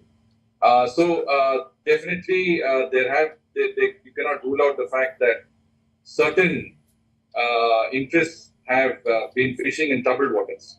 But I think that the situation itself was possibly a result of several underlying factors inherent within the Bangladesh system. In about 35 minutes from now, an aircraft carrying Sheikh Hasina and her sister Sheikh Rehanna is expected to land in Delhi. Remember that Sheikh Hasina has been, labeled and targeted and called an India agent by her political rivals and political enemies in Bangladesh. So the fact that she's chosen to land in Delhi, which is friendly territory for the beleaguered former Prime Minister of Bangladesh, is not surprising, but it is fraught with political risk over what her next step is going to be. But given that Sheikh Hasina has literally escaped from Bangladesh to save her life, to save her physical safety, because this is what's going on at the Prime Minister's protected residence in Dhaka, it is not surprising whatsoever that Sheikh Hasina has basically decided she needs to at least get to a safe space quickly before she decides on her next step. While she's in Delhi, it is likely that she will meet with Indian officials. We don't know that yet, because we do know that the Indian diplomatic machinery is currently meeting, taking stock of the situation, keeping two eyes on that aircraft which is going to land in Delhi, but it will be more than a fueling stop. Meanwhile, as that aircraft begins its descent into Delhi, here's what's happening at Sheikh Hasina's prime ministerial residence. Complete vandalism, a total takeover of the Prime Minister's property in Dhaka. This is public property, of course. It's been taken over by thousands of students and protesters. They've looted the kitchen. You can see people making videos and reels of them taking food out of the VIP kitchens inside the Prime Minister's residence, making videos. Internet has been restored, and therefore there is a huge backlash now against Sheikh Hasina, who ironically is now in Indian airspace and about to land in the Indian capital. Multiple videos doing the rounds, all of them on your screen right now, of the total civil unrest and takeover of Sheikh Hasina's residence in Bangladesh.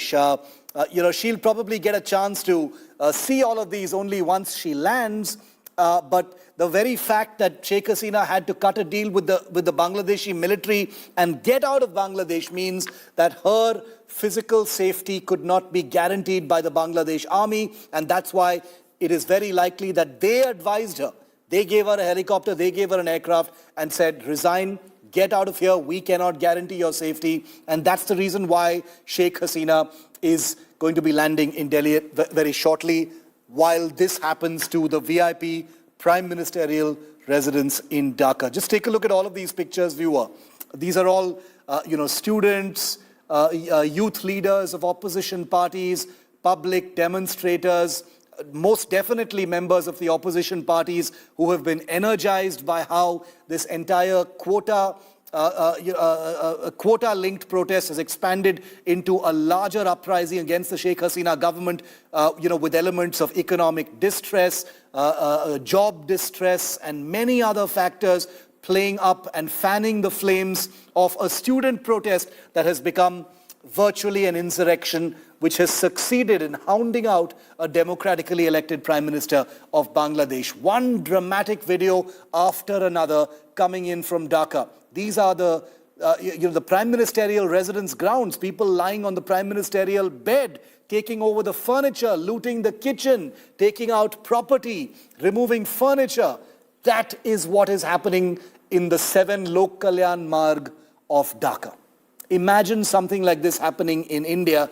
That's what's happening in Dhaka right now. The most protected establishment, the most protected building in Dhaka, the Prime Minister's residence, which is protected like any Prime Minister of any country. This is what's taking place there. We've got more breaking news coming in. Security, as you can imagine, has been tightened outside the Bangladesh High Commission in Delhi. Barricades have come up there. India has also, like we just told you, kept aircraft on standby to avert any untoward situation. This is standard operating procedure. Whenever there is any kind of a sudden air movement or an unplanned air movement towards Delhi, the C-130 Bangladesh Air Force aircraft that's going to be landing in Delhi with Sheikh Hasina on board would obviously have, done all its paperwork, filed its flight path, sought permission for this landing. So it's not like it's coming out of the blue, but that doesn't mean that the Indian Air Force, the Indian intelligence system will not be making preparations for any kind of a possibility. Who all are on board, it will be known only to the Indian intelligence agencies, to Air Traffic Control, the Airports Authority, and to the National Security Advisor's Office, and the higher echelons of the government. But at this point of time, very much remains shrouded in mystery. Will Sheikh Hasina remain in Delhi once she lands, or will she make her way to London as is being speculated? Aircraft have been kept on standby for any kind of possible untoward eventuality. Remember that the military doesn't have the luxury of not being prepared for untoward situations, and therefore, the possibility of a hijack, the possibility of a diversion, all of these unlikely but extreme scenarios are always accounted for in India's response matrix. And that's the reason why the Indian Air Force, India Today's Manjeet Negi is reporting, has kept aircraft on standby. I'm presuming this means fighter aircraft in the event of any kind of untoward incident or eventuality. We're notifying you of that, but obviously the possibility of that seems unlikely, since the Bangladesh Air Force aircraft carrying Sheikh Hasina was likely a planned escape for the Prime Minister, provided by and with the complicity of the Bangladesh military. These are live pictures. For Bangladesh, particularly the Awami League administration, New Delhi has been a very important partner and a friend. And at this point in time, at this juncture, it doesn't seem like New Delhi is going to abandon a Prime Minister who's worked very hard towards India-Bangladesh relations. This is a very difficult time. It's going to be a very difficult time for the neighborhood itself, Shiv, given that Prime Minister Sheikh Hasina not being in power in Bangladesh could change dynamics of security for India. We do remember days of Khalida Zia when she was in power, and the whole of Northeast for India, as also West Bengal. All those areas had a huge security problem. And Geeta, I just want to focus it just for a moment. We'll get to the larger aspects in just a moment. But, you know, in about 40 minutes, we're expecting the C-130J aircraft of the kind that you're seeing in the center of your screen landing in Delhi. You know, is there any clarity on what this means? Is it a refueling stopover? Is anyone going to be meeting her after she lands? You know, perhaps the National Security Advisor or anyone else? It seems unlikely that it's going to be purely a refueling stop, Geeta.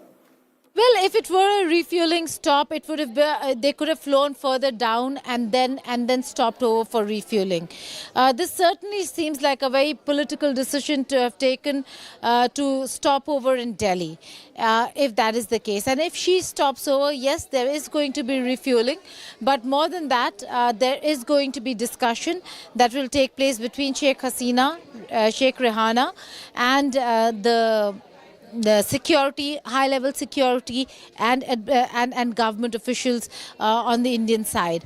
There's a lot that the two sides have to discuss in terms of what happens next for India. Everything that happens in Bangladesh is going to impact our eastern front. So we are quite concerned. India is very concerned with the situation on the ground, and they would want to see whether if there is going to be a political way forward which could include or involve Awami League, and if not, then Bangladesh is staring at yet another round of elections, Shiv, with the interim government that would come into place by the army, placed by the army, with the interim government taking control and then ensuring a free, fair, smooth elections in the country, which is the expectation, which is what the Khalida Zia party also wanted, BNP.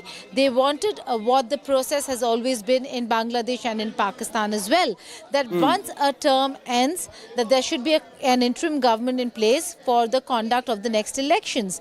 Sheikh Hasina did not agree to that this time around, and that had become a major flashpoint between the opposition and the administration.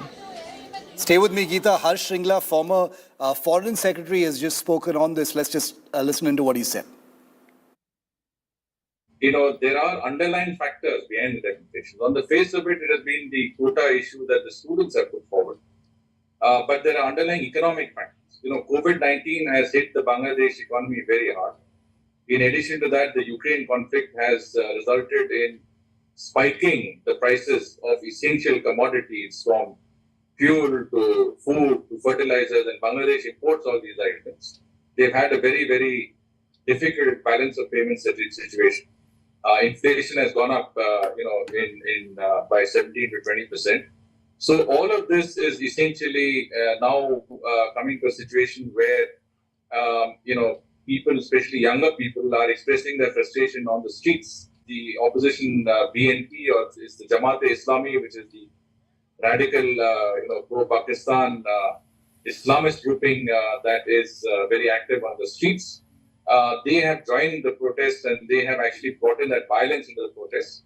You cannot rule out the involvement of foreign powers who are inimical to Bangladesh's interests and, frankly, to our security interests also.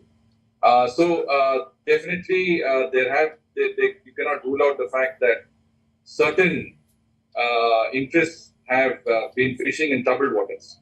But I think that the situation itself was possibly a result of several underlying factors inherent within the Bangladesh system. In about 35 minutes from now, an aircraft carrying Sheikh Hasina and her sister Sheikh Rehana is expected to land in Delhi. Remember that Sheikh Hasina has been, labeled and targeted and called an India agent by her political rivals and political enemies in Bangladesh. So the fact that she's chosen to land in Delhi, which is friendly territory for the beleaguered former Prime Minister of Bangladesh, is not surprising, but it is fraught with political risk over what her next step is going to be. But given that Sheikh Hasina has literally escaped from Bangladesh to save her life, to save her physical safety, because this is what's going on at the Prime Minister's protected residence in Dhaka, it is not surprising whatsoever that Sheikh Hasina has basically decided she needs to at least get to a safe space quickly before she decides on her next step. While she's in Delhi, it is likely that she will meet with Indian officials. We don't know that yet, because we do know that the Indian diplomatic machinery is currently meeting, taking stock of the situation, keeping an eye, two eyes rather, on that aircraft which is going to land in Delhi, but it will be more than a fueling stop. Meanwhile, as that aircraft begins its descent into Delhi, here's what's happening at Sheikh Hasina's prime ministerial residence. Complete vandalism, a total takeover of the Prime Minister's property in Dhaka. This is public property, of course. It's been taken over by thousands of students and protesters. They've looted the kitchen. You can see people making videos and reels of them taking food out of the VIP kitchens inside the Prime Minister's residence, making videos. Internet has been restored, and therefore there is a huge backlash now against Sheikh Hasina, who ironically is now in Indian airspace and about to land in the Indian capital. Multiple videos doing the rounds, all of them on your screen right now, of the total civil unrest and takeover of Sheikh Hasina's residence in Bangladesh. She'll probably get a chance to see all of these only once she lands, but the very fact that Sheikh Hasina had to cut a deal with the Bangladeshi military and get out of Bangladesh means that her physical safety could not be guaranteed by the Bangladesh army, and that's why it is very likely that they advised her. They gave her a helicopter, they gave her an aircraft and said, resign, get out of here, we cannot guarantee your safety. And that's the reason why Sheikh Hasina is going to be landing in Delhi very shortly, while this happens to the VIP Prime Ministerial residence in Dhaka. Just take a look at all of these pictures, viewer. These are all, students, youth leaders of opposition parties, public demonstrators, most definitely members of the opposition parties who have been energized by how this entire quota-linked protest has expanded into a larger uprising against the Sheikh Hasina government, with elements of economic distress, job distress, and many other factors playing up and fanning the flames of a student protest that has become virtually an insurrection, which has succeeded in hounding out a democratically elected Prime Minister of Bangladesh. One dramatic video after another coming in from Dhaka. These are the Prime Ministerial residence grounds, people lying on the Prime Ministerial bed, taking over the furniture, looting the kitchen, taking out property, removing furniture. That is what is happening in the 7 Lok Kalyan Marg of Dhaka. Imagine something like this happening in India. That's what's happening in Dhaka right now.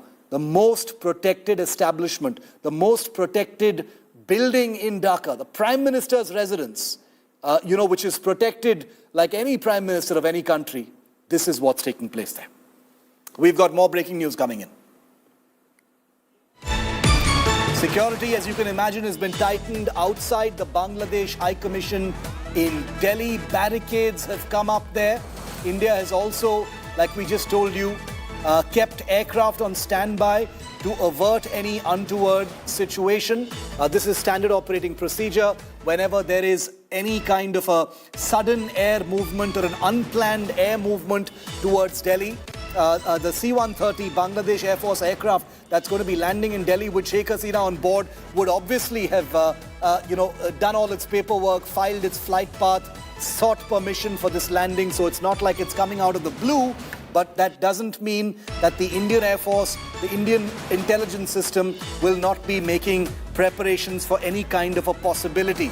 Who all are on board, it will be known only to the Indian intelligence agencies, to Air Traffic Control, the Airports Authority, and to the National Security Advisor's Office, and the higher echelons of the government.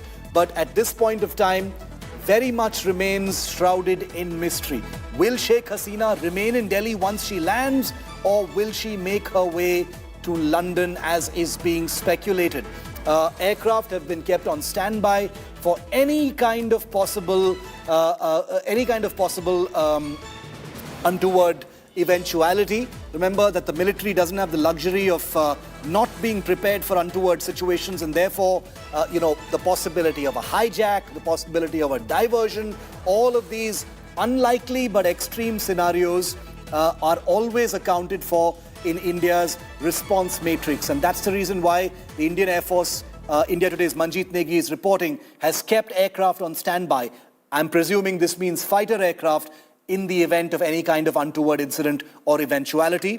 We're notifying you of that, but obviously the possibility of that seems unlikely, since the Bangladesh Air Force aircraft carrying Sheikh Hasina was likely a planned escape for the Prime Minister, provided by and with the complicity of the Bangladesh military.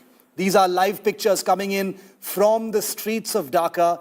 Take a look at the big crowds that are swelling before the camera's eyes in the wake of a beleaguered, departing, democratically elected Prime Minister of Bangladesh. They're spilling out into the streets. The possibility of uprising, retributive violence against the Awami League and more is likely. The Mujibur Rahman statue, Mujibur Rahman, the founder of Bangladesh, the father of Bangladesh, a Gandhi-like figure who is usually above political lines in Bangladesh, his statue has been taken over by opposition protesters and angry students in Bangladesh as well, giving you a sense of just how extreme and volatile the situation in our neighboring country really is at this point of time. You've seen people climbing and clambering onto that statue, which would have been pretty much unthinkable at one point of time in Bangladesh. But now you've got someone clambering onto the head of Bangladesh's Gandhi, Mujibur Rahman. He happens to be the father of Sheikh Hasina, the Prime Minister who has just resigned and fled under fear of harm and fear of death from her very own residence. And she's been ferreted out by the Bangladesh military itself, giving you an inside view of how the wheels within wheels usually turn in dramatic collapses of this kind. The Bangladesh Army Chief just a short while ago made a statement to the nation saying, calling for peace and saying that an interim government will be formed after which elections will be held. But for the moment, it is the Bangladesh military itself, ironically, that has facilitated the dramatic exit of a democratically elected Prime Minister of Bangladesh. They're eating her food, they're sleeping in her bed, they're looting her furniture, they've damaged property inside the Prime Minister's house. This is all public property, mind you, in the wake of the vacuum left by the departing Prime Minister, who is likely to land in Delhi in a very, very short time from now.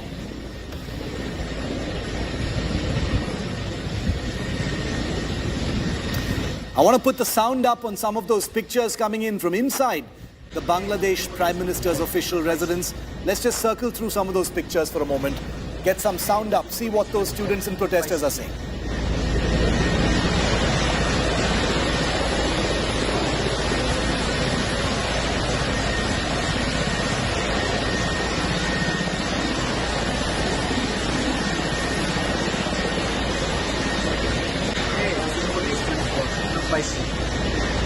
এই বিষয়টিও জানিয়েছেন সবাইকে।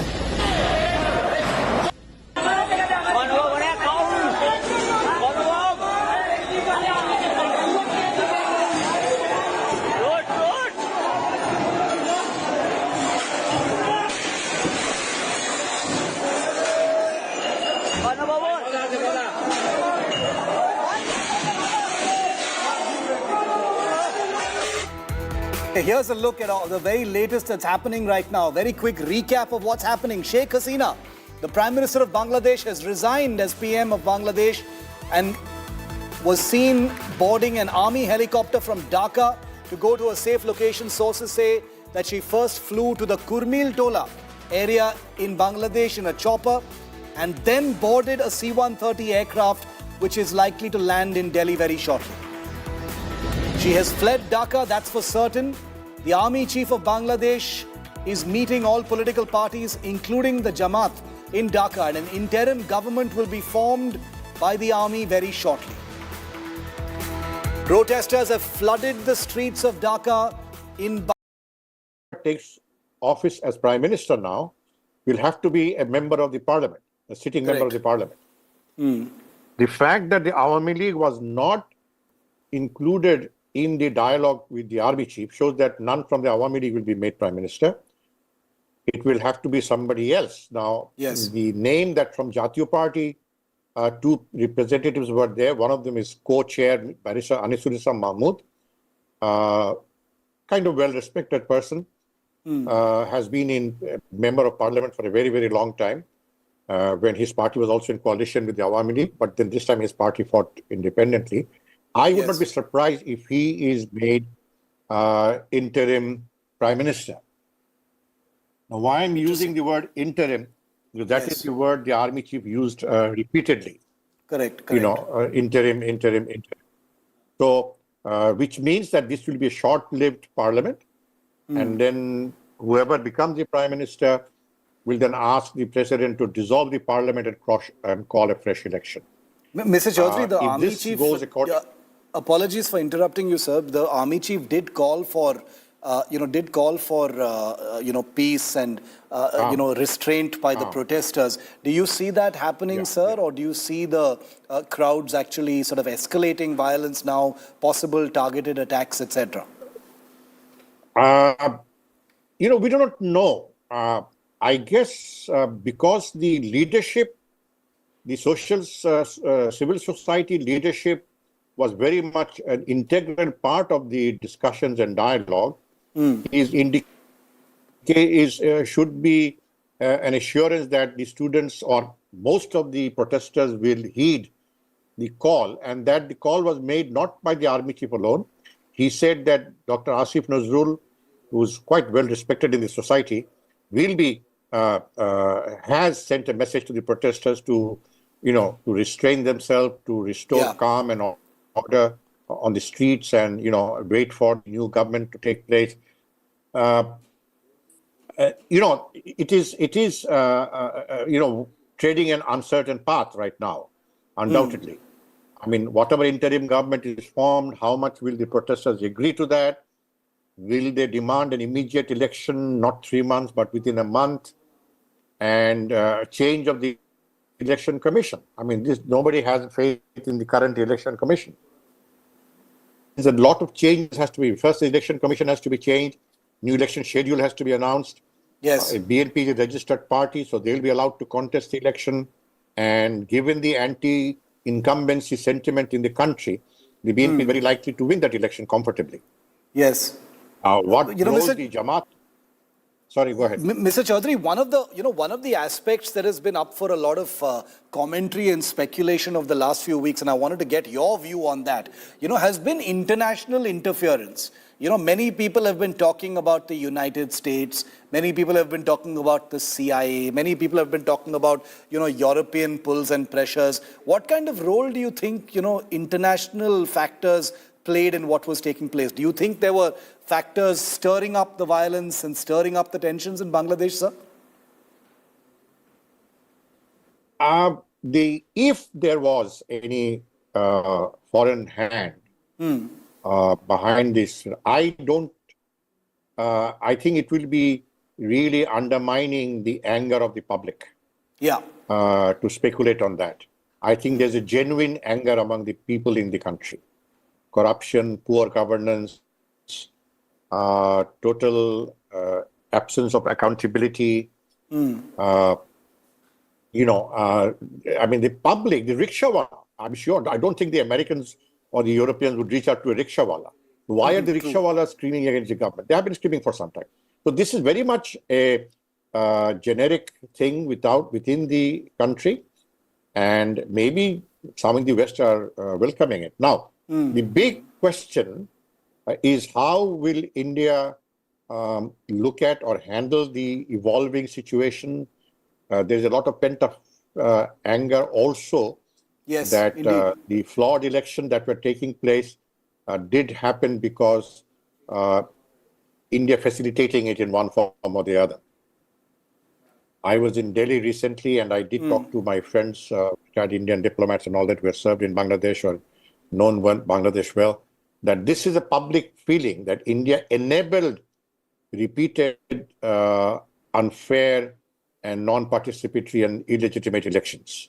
So that issue has to be kept in mind. I mean, is blaming the West for getting rid of the Prime Minister is one way of looking at it. If I could take that question a little further, Mr. Chaudhary, you know, Sheikh Hasina is going to be landing in Delhi very shortly, in the next few minutes, in fact. Apparently, our sources are telling us she's not going to be stopping over. It's going to be a brief stop and then she's going to be headed to London.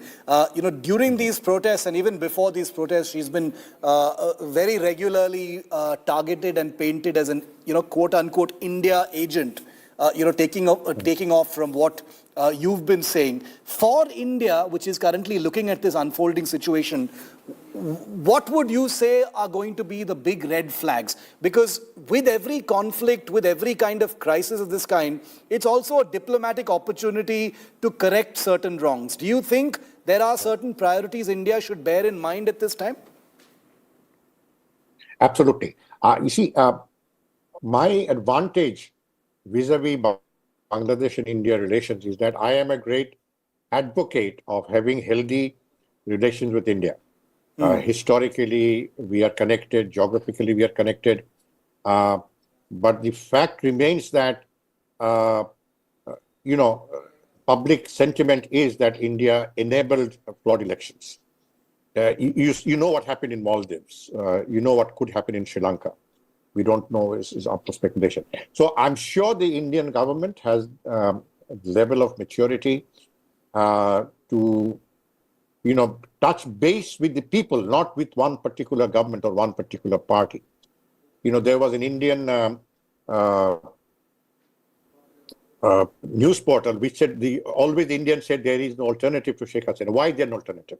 In a democratic setup, there has to be alternatives. Number one. Number two, the other question is, does India want to work with the government or with the people? And this is a very major question. So I think India will do that introspection.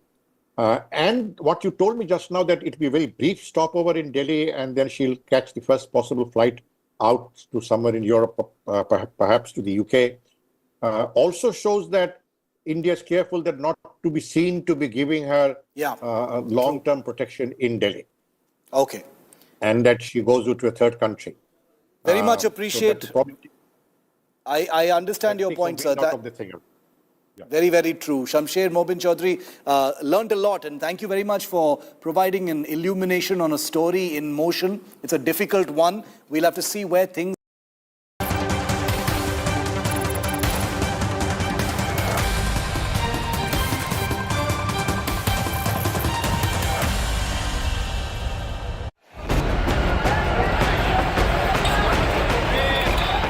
Bangladesh political turmoil. Sheikh Hasina forced to quit as Prime Minister. Hasina flees Bangladesh.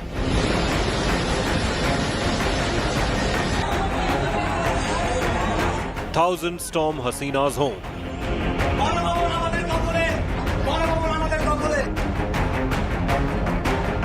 Army monitored interim government next. Bangladesh on the boil.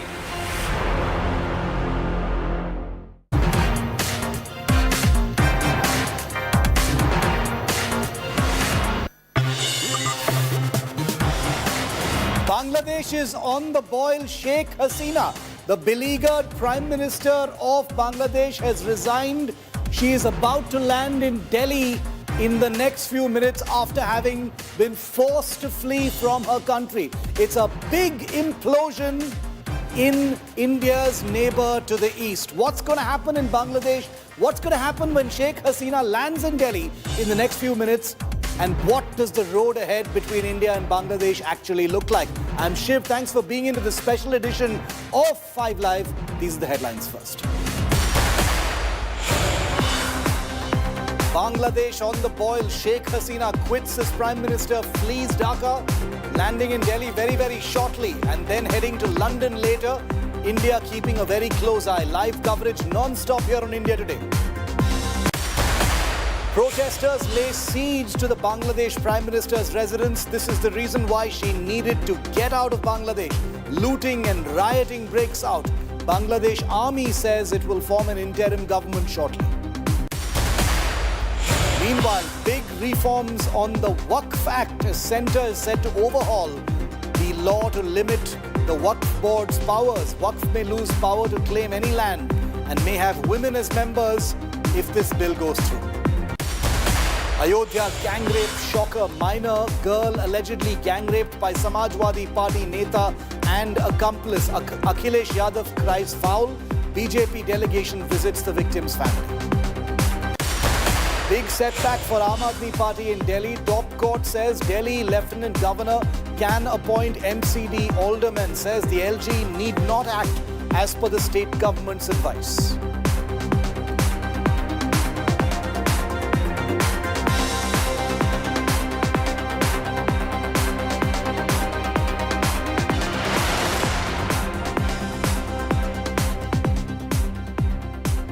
Hounded out from her Prime Minister's ship, Sheikh Hasina is in a Bangladesh Air Force aircraft and is likely to land in Delhi very, very shortly. The breaking update that we have right now is that Sheikh Hasina's aircraft is about to start its descent towards India's national capital and will be landing in the next few minutes, we are told, by about 5:15 p.m.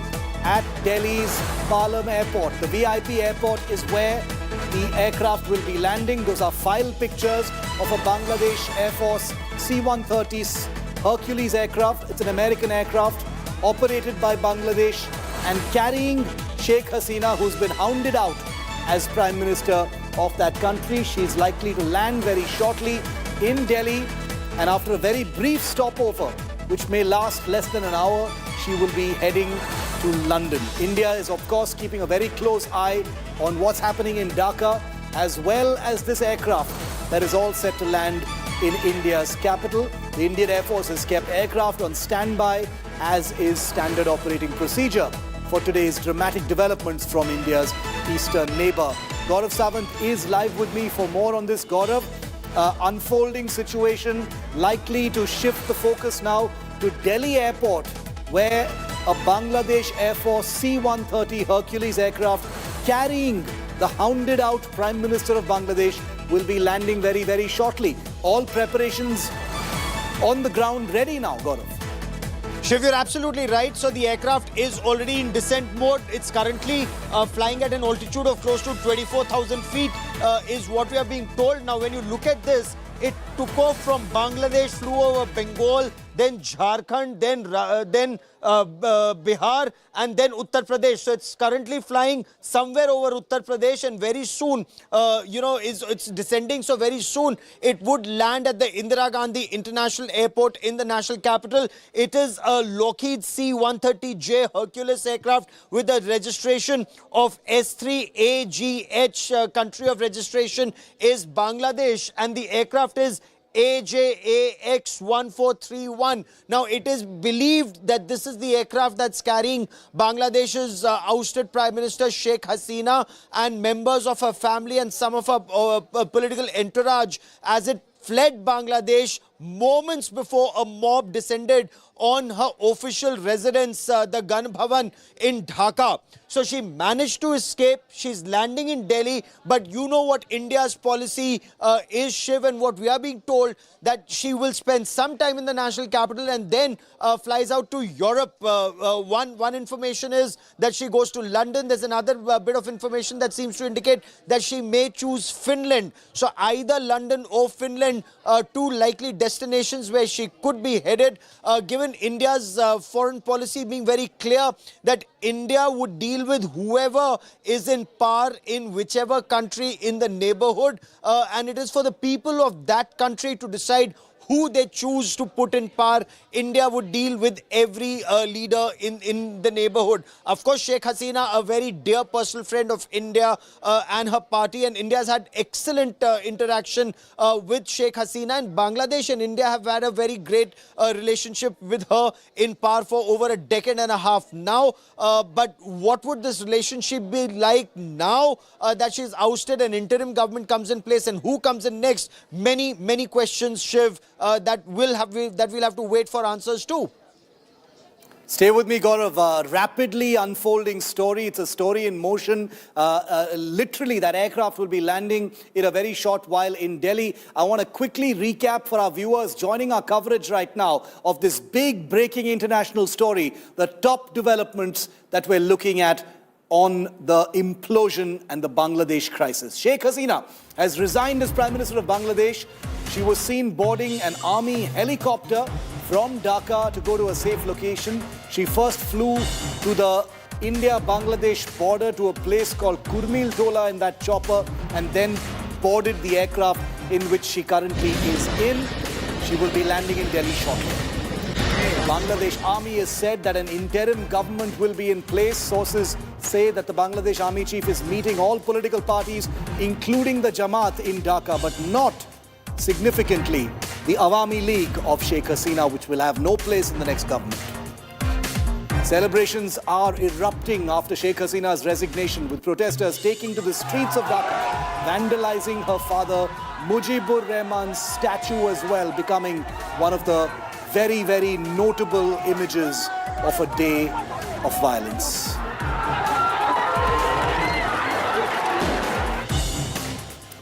Chief of Army Staff General Waqaruz Azam has called for peace amidst the turmoil. He said that all the murders that have rocked the country will be investigated.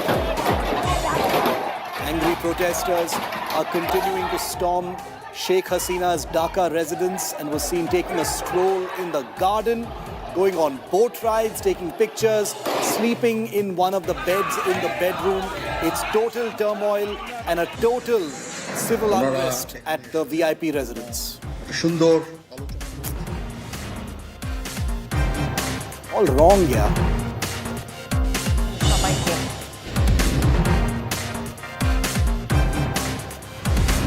This is Bangladesh's worst political turmoil in decades. Sheikh Hasina has resigned as the Prime Minister and left the capital Dhaka amidst violent, deadly protests. She and her sister have left the Gana Bhavan. They're about to land in Delhi. Thousands of protesters have stormed the Prime Minister's official residence of Dhaka, running riot at her official residence. These are pictures from inside what is the equivalent of Lok Kalyan Marg, the 7 Lok Kalyan Marg, where Modi lives in Delhi. This is what the equivalent is in Dhaka, and here's what the condition is. Celebrations, arson, looting, rioting, violence, theft. Hasina's move comes amidst violent protests calling for her resignation. The Bangladesh Army has said that it will take over the interim government and that talks will be on excluding the Awami League for the new government. আমরা আজকে যে এই পরিস্থিতি এটা একটা আমরা একটা নিয়ন্ত্রণ নিয়ে আসবো। সেনাবাহিনী শান্তি শৃঙ্খলা বজায় রাখার কাজ চালিয়ে যাবে এবং আপনাদের সবার দায়িত্ব, ছাত্রদের দায়িত্ব, রাজনৈতিক নেতৃবৃন্দ এবং আমি সমস্ত রাজনৈতিক দলের নেতৃবৃন্দকে এখানে আমন্ত্রণ করেছিলাম।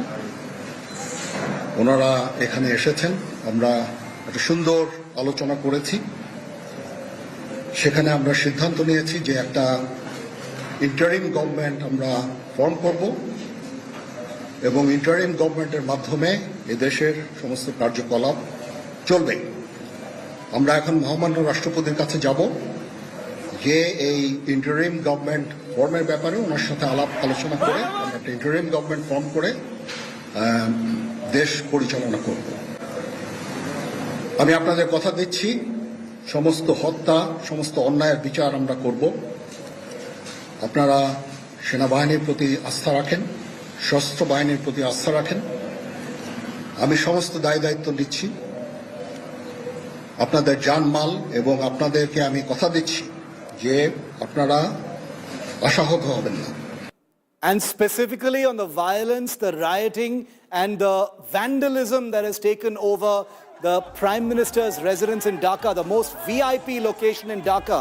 Here are the top defining images of what has happened after Sheikh Hasina's exit from Bangladesh. Angry protesters in Dhaka storming the Prime Minister's residence literally minutes after Sheikh Hasina fled the country.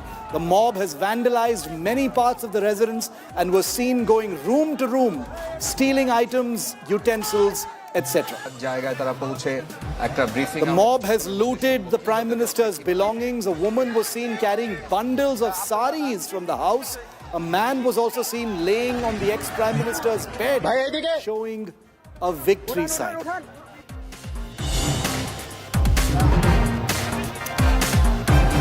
Protesters who barged into Hasina's residence were seen boating through the ponds inside the property. A man was also seen carrying with him a whole fish, looted no doubt from inside the kitchens of the Prime Minister's residence.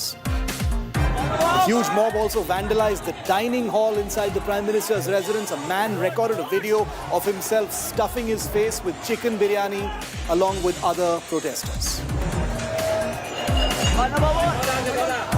A group of protesters raided Hasina's office, Sheikh Hasina's office. They were seen going through papers, stealing documents, ransacking the entire office as well.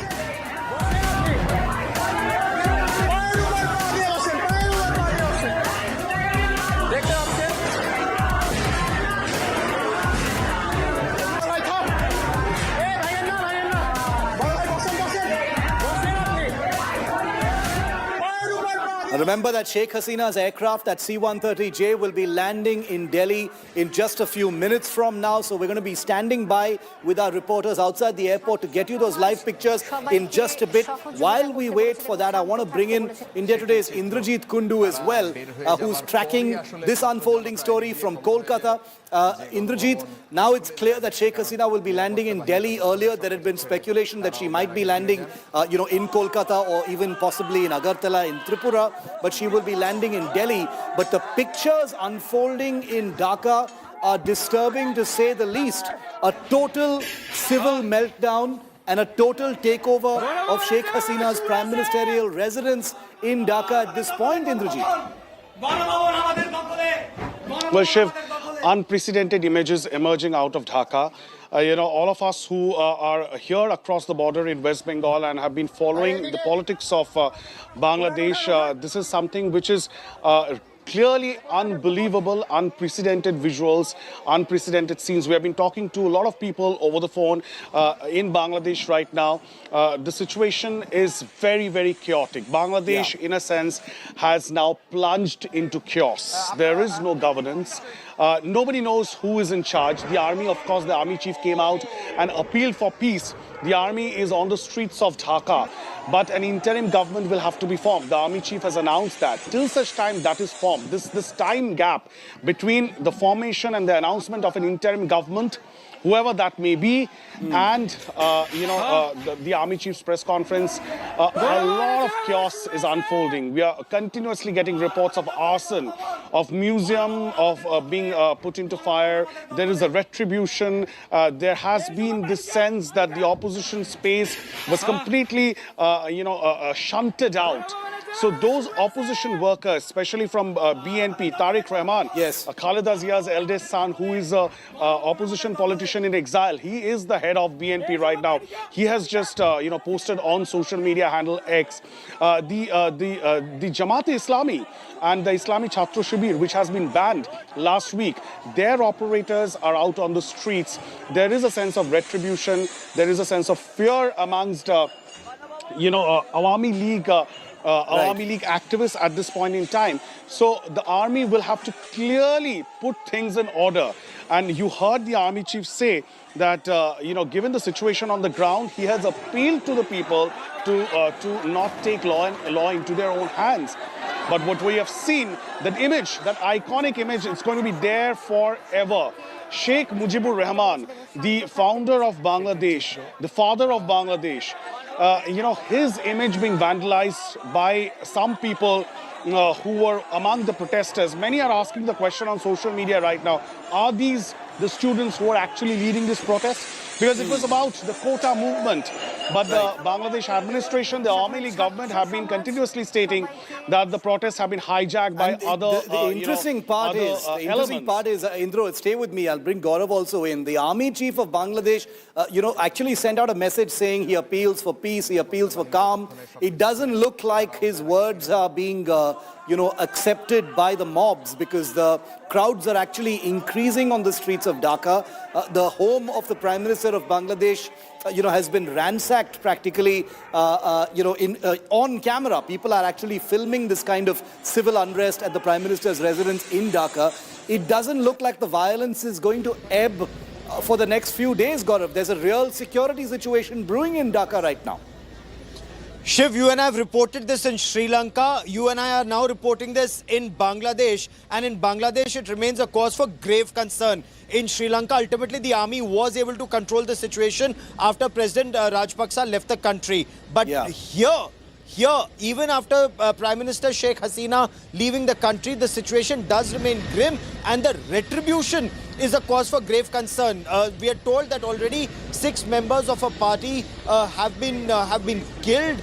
There are reports of lynching and attempted lynching from an anti-quota or a quota movement, if I may. So from a quota movement to violence on the streets, to targeting of Hindus in some area, to targeting of minorities. All of this does indicate that the situation has fast gone out of control, and the quota issue was anyway addressed by the judiciary in Bangladesh. But the fact that Sheikh Hasina ended up using words like Razakars for the protesters, for students, and others joined the street, a protest that was initially restricted to some parts of Bangladesh. Then all over Bangladesh, people started coming out on the streets and then marching towards Dhaka. That the army also realized that it wouldn't be able to contain the situation. And to contain the situation, the only alternative was for Sheikh Hasina to leave the country. Does indicate that the next 24 to 48 hours, if not more, could be extremely tense for Bangladesh. Going to be very, very tense. It's a story that is still continuing to play out in a very volatile manner. Also welcoming onto our coverage Lieutenant General Satish Dua, former Chief of the Integrated Defence Staff of the country. He's, in his capacity also looked at regional issues as well. General Dua, welcome. Apologies for coming to you late. We had a lot of breaking news coming in. Quickly wanted to get your assessment of this situation right now, sir. Sheikh Hasina, who's been literally hounded out from Bangladesh, is expected to land in Delhi in literally the next few minutes. How do you see all of this playing out, sir? There is a total implosion going on in Dhaka as we speak. The developments in the past few hours have been very grave. It's heartbreaking to see Mujibur Rahman's statue being vandalized this way. The mobs breaking into the house of the Prime Minister remind you of what happened in Sri Lanka some time ago. The way the statue is being vandalized brings takes your mind to Iraq. What is happening here is a very violent protest, which seems not. Even the army does not seem to be confident of controlling it at the moment, at least. So, like someone else just said on your on this report, that next couple of days are going to be very crucial. But I think what I would like to point out uh, beyond all this is beyond the developments that are going on, is that there are major concerns for India. There are already reports about violence against minorities. We have 13 million Hindus, Yes. if I'm not wrong, the figure in Bangladesh. We also have to see, Jamaat-e-Islami is coming out in full force, and it's going to be part of the polity as it appears. So there are those concerns that will have very long term effects on India, and I think we will have to clearly define our policy and what actions we want to take in terms diplomatically, politically, and all other which wise. I think there are reasons for Indian government and all Indians to watch the developments with great concern. Speaking about from a security perspective, General, India has a large border with Bangladesh. Yes. Do you see any kind of a emerging security situation? We do know that the border security force has sounded a red alert on the West Bengal Bangladesh border as well. Overall, security-wise, do you see any kind of a emerging situation there, sir? As far as security on the border is concerned, our border security force is capable of defending the sovereignty of our borders. So that I would like to reassure everyone. Border security, the sovereignty of borders is not really a concern. Yes. What can actually happen is if the next regime or the next dispensation is not friendly towards India, we could slip back to those years where we had several terrorist organizations that were based on the border areas of Bangladesh, and they were operating in our northeastern states. Now, Manipur is already on the boil.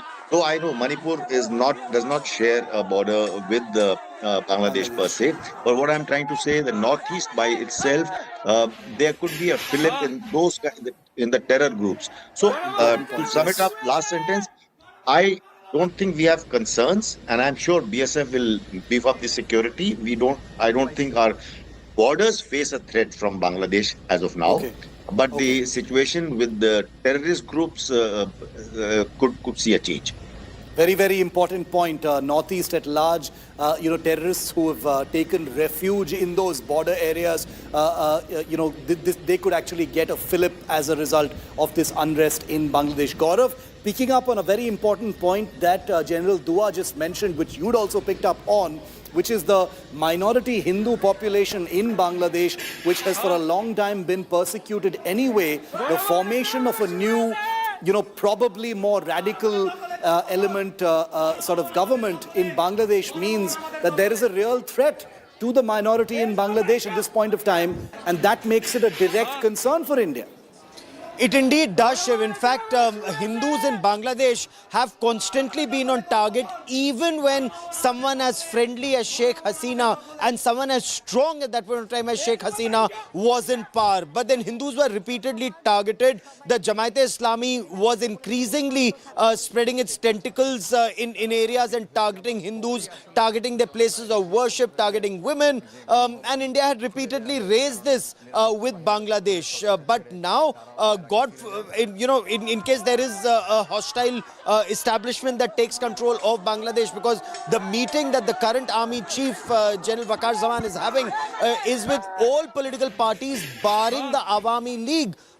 So it remains to be seen, who comes to power, what role would organizations like the Jamaat play, what role will Begum Khalida Zia's party and her son and the other leaders play, because that is where Pakistan's ISI becomes much stronger in Bangladesh, because Sheikh Hasina to a very large extent had actually checkmated or had checked the growth of Pakistan's ISI, sent back some officials, sent back some others, but now they would once again return. So, yes, the situation could become troublesome for India's border states, infiltration-wise, terrorism-wise, and for Hindus in Bangladesh. It could be a very, very tough road ahead.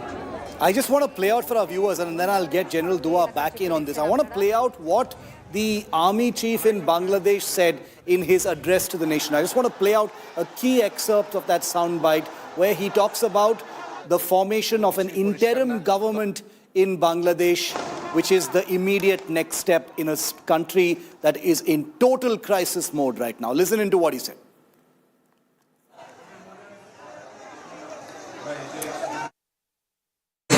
আমি সমস্ত রাজনৈতিক দলের নেতৃবৃন্দকে এখানে আমন্ত্রণ করেছিলাম। ওনারা এখানে এসেছেন, আমরা একটা সুন্দর আলোচনা করেছি। সেখানে আমরা সিদ্ধান্ত নিয়েছি যে একটা ইন্টারিম গভর্নমেন্ট আমরা ফর্ম করব এবং ইন্টারিম গভর্নমেন্টের মাধ্যমে এদেশের সমস্ত কার্যকলাপ চলবে।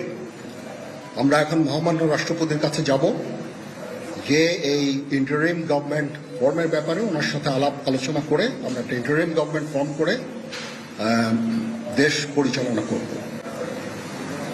আমি আপনাদের কথা দিচ্ছি, সমস্ত হত্যা, সমস্ত অন্যায়ের বিচার আমরা করব। আপনারা সেনাবাহিনীর প্রতি আস্থা রাখেন, সশস্ত্র বাহিনীর প্রতি আস্থা রাখেন।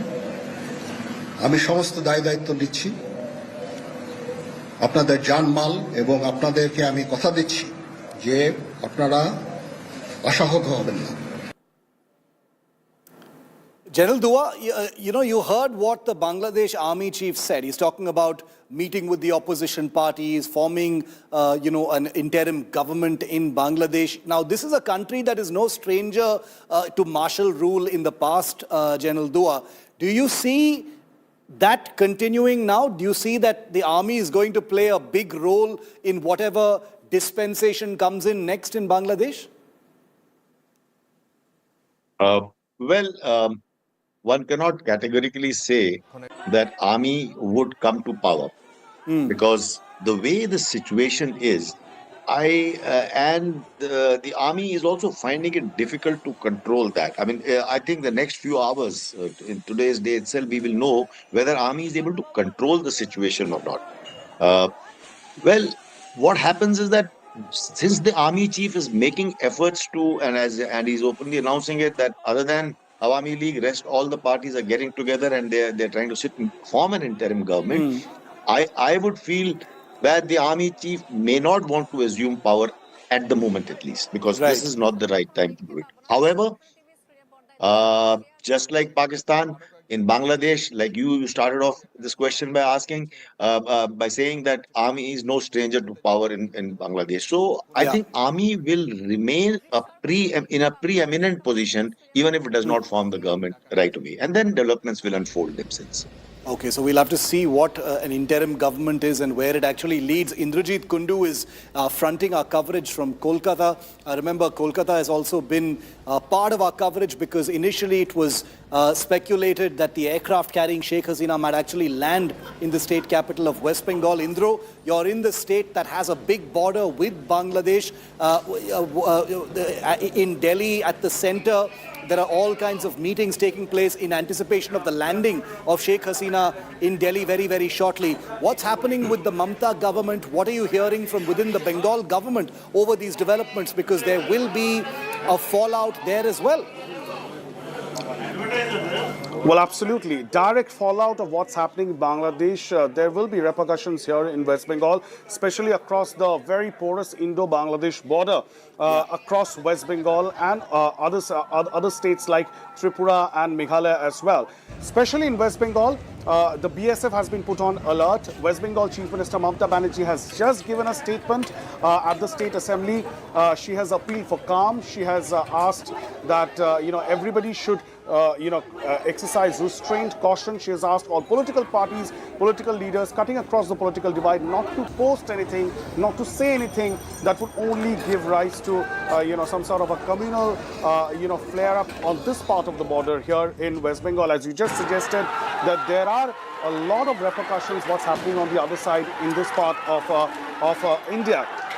She said that this is an issue that has to be dealt with by the government of India, and it's between the government of Bangladesh and government of India, and she respects that, and she will take all necessary steps according to the instructions and directions from the government of India. So a very measured, calibrated statement coming in from West Bengal Chief Minister, because Shiv, you would remember just on 21st of July, a few days back, when Mamta Banerjee was addressing a party rally, she did speak out on the situation in Bangladesh. That had triggered a diplomatic row between the Bangladesh government and the Indian government, with the Bangladesh government registering a formal, complaint against Mamata Banerjee's statement. This time, it's very calibrated. She hasn't gone on record saying much. She said that she's waiting for the directions of the government of India to take further steps, and she has appealed for peace and calm on this part of the country. Okay, so the impact on West Bengal cannot be ignored. Larger issues of national security obviously also cannot be ignored, though a reassuring word there from General Satish Dua about sovereignty and integrity issues will be taken care of by the army and the border security force. So that's not an immediate concern, but the porous border between Bangladesh and India will have to be watched very, very closely. I want to quickly update our viewers. I'll get a reporter from the outside near the Delhi airport also very shortly.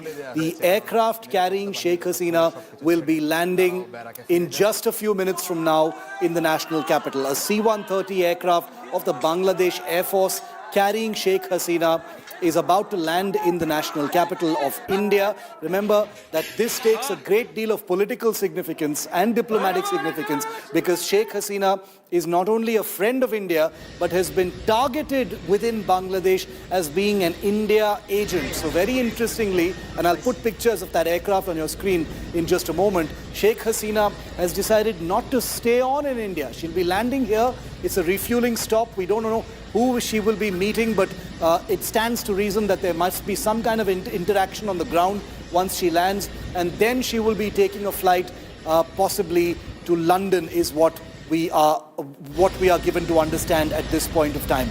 The Indian government obviously not revealing very much right now officially.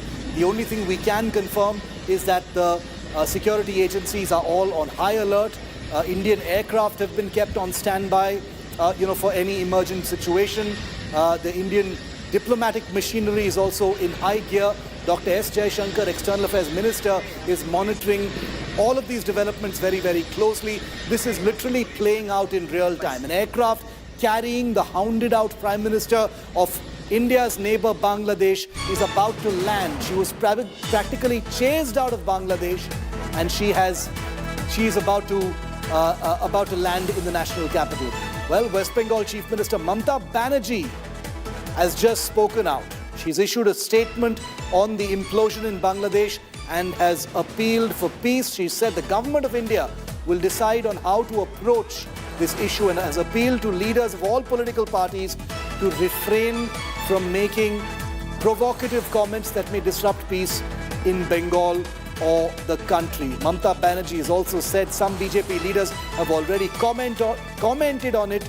It should not be done. So the politics has already begun over the crisis in Bangladesh. That's the latest that we're getting to you right now. Remember, Sheikh Hasina in an aircraft very much like the one you see in these pictures, the C-130J of the Bangladesh Air Force, will be landing very, very shortly in the national capital. Who's going to meet Sheikh Hasina? How long she will be here remains a mystery. We don't know just yet.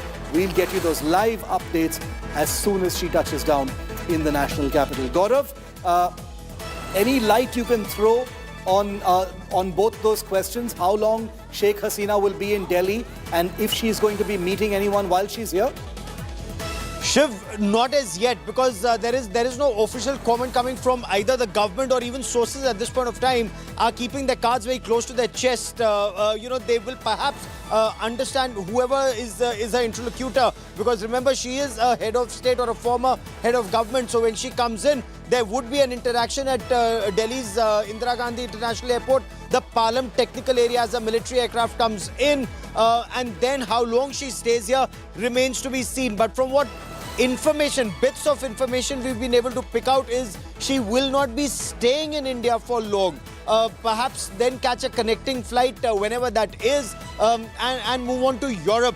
Like you and I were discussing, Shiv, India would want to be at least seen to be impartial at this stage, given the emotions that are running very high in Bangladesh, given the fact that Bangladesh wasn't safe for Sheikh Hasina and then she had to flee. India would want to ensure that the situation does not spiral out of control, or that India is looked at as an impartial neighbor in this condition, despite the close proximity with Sheikh Hasina and her government. India's foreign policy constantly has been whichever is the government in power in our neighboring countries, be it Maldives or Sri Lanka or Nepal or Bangladesh or other countries around, India interacts with the government in power and leaves it to the people in that country to decide who they would want to lead them. Once that decision is taken by the people in those countries, Government of India then establishes contact with them at an official level, though diplomats constantly stay in touch and political leaders always stay in touch, whether it's the government in power or the opposition. So now, as far as India is concerned, it's a wait and watch policy, but it was very important to ensure that Sheikh Hasina is not in harm's way, and she was out of harm's way and in India as early as possible, because her security and her well-being was under threat in Bangladesh. Want to stay with me? The aircraft carrying Sheikh Hasina is set to land at Delhi's Palam airport very, very shortly. Ashutosh Mishra is at the Palam VIP airport in Delhi, where the aircraft is set to touch down shortly. Ashu, what's the update? How long before touchdown? What it could take, Shiv, nearly around 45 minutes. But the question is whether Sheikh Hasina gonna come out, stay in India, or the further, as there are reports that she is likely to fly further out to London. In that case, whether the protocol, as per protocol, whether the immigration process is required, either is it going to be the same Hercules plane C-130 that will be escorting her to London, or she gonna take commercial flight? I mean, even in fact touch with some civilian airlines, and so far there is no booking in the name of Sheikh Hasina and her sister, whether it is Air India, whether it is British Airways or some other airlines. So far we'll have to see what steps she's going to take further, but for now, remember that Palam technical area, there are also arrangements for the immigration just in case Sheikh Hasina decides to step out, take some time in India, spend some time in India, or even issue a statement. Remember, she was about to issue a statement before leaving Dhaka, but that was in a haze when army said that you have barely 3 hours to leave the country. So clearly, what she gonna do next, no one knows. As per reports, she is about to fly to London, and accordingly, all the arrangements will be made as she desires, and probably her team would have made. But for now, all eyes here at the Palam airport. Of course, all the arrangements that are being done by administratively by the security agencies, we may not get to know. But very interestingly, the flight that were being tracked from Dhaka, from Bangladesh all the way to Delhi, right after Lucknow, all of a sudden on the the commercial radar scanner, all of a sudden it just disappeared. But very interestingly, Shiv, besides this flight routine, what I see exactly deja vu. Just 2 years back, what I saw exactly in Sri Lanka, it was the month of August, similar almost chaos on the street, and then we had seen one Prime Minister resigning, and then he was also forced to leave Sri Lanka. Just 2 years later, exactly the month of August, again what we see, what is happening in another neighborhood, which is Bangladesh. Shiv. Ashu, one more quick question. Is there any movement from the Indian government side? Is anyone going to be meeting the ex-Bangladesh Prime Minister at the Palam technical area? Do we know that? Well, in that case, Shiv, if there are, protocol arrangements need to be made, then probably it could be happening from the VIP Terminal 3 area. But for now, I haven't seen any such movement happening, because now she is no more a Prime Minister. Now, whether in what capacity the government or the leadership or even the authorities as per protocol will be meeting, that is yet to be known. But for now, right outside to here, at least in last 1 hour, I haven't seen any such movement, which probably indicates that there will be some official meeting. However, since this is being a defense side of the technical Air Force station, if these arrangements are also being made, could be made confidential. Okay, stay with me, Ashu, because Sheikh Hasina, the Prime Minister of Bangladesh, who's been hounded out of her country under literally fear of physical harm, is someone who's been painted by her enemies in Bangladesh as an India agent. The truth is, she's been a very, very good friend of India. Her father, Mujibur Rahman, was the founder and liberator of Bangladesh after the 1971 war. But who is Sheikh Hasina, and why has she been chased out of her country, a democratically elected Prime Minister? Take a look. Bangladesh's 5-time Prime Minister Sheikh Hasina fleeing from her homeland, forced to leave, and violent protest in her country.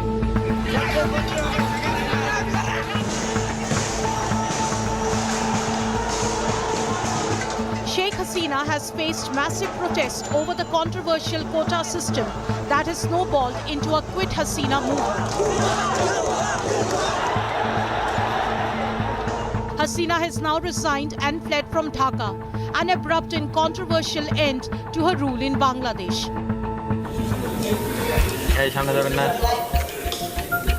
The 76-year-old first became Prime Minister in 1996 and served for a term till 2001.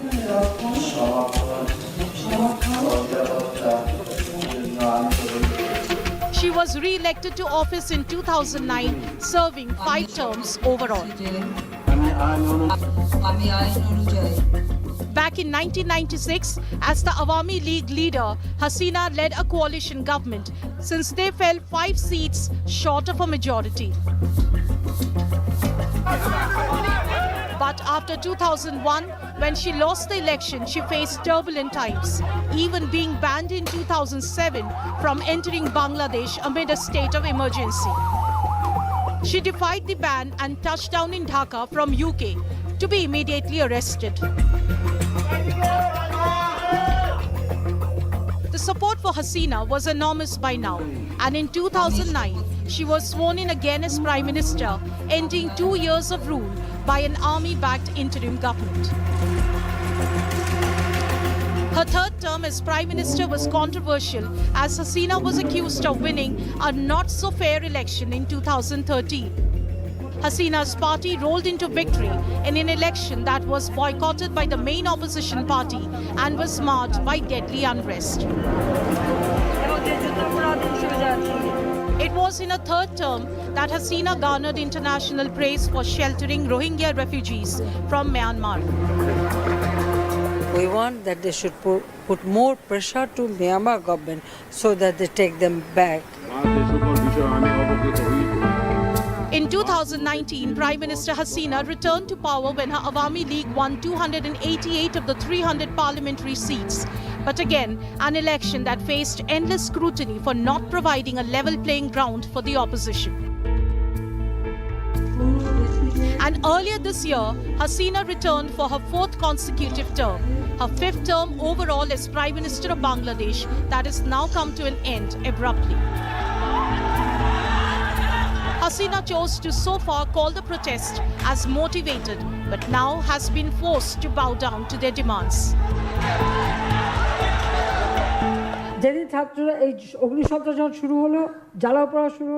When arson terrorism started, the protesting students said they were not involved in it. And we condemn it. We do not want it. When they pulled off from the protest, I deployed the army only then. I did not do it before that. Many want to tell me about deploying the army against the students. I was involved in student politics starting from Dhaka University. I know what the army could do. In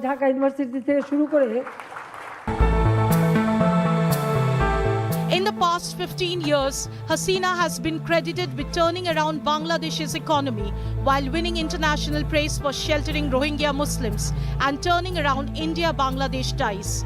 But for now, it looks like it's the end of the road for the 5-time Prime Minister. Bureau Report, India Today.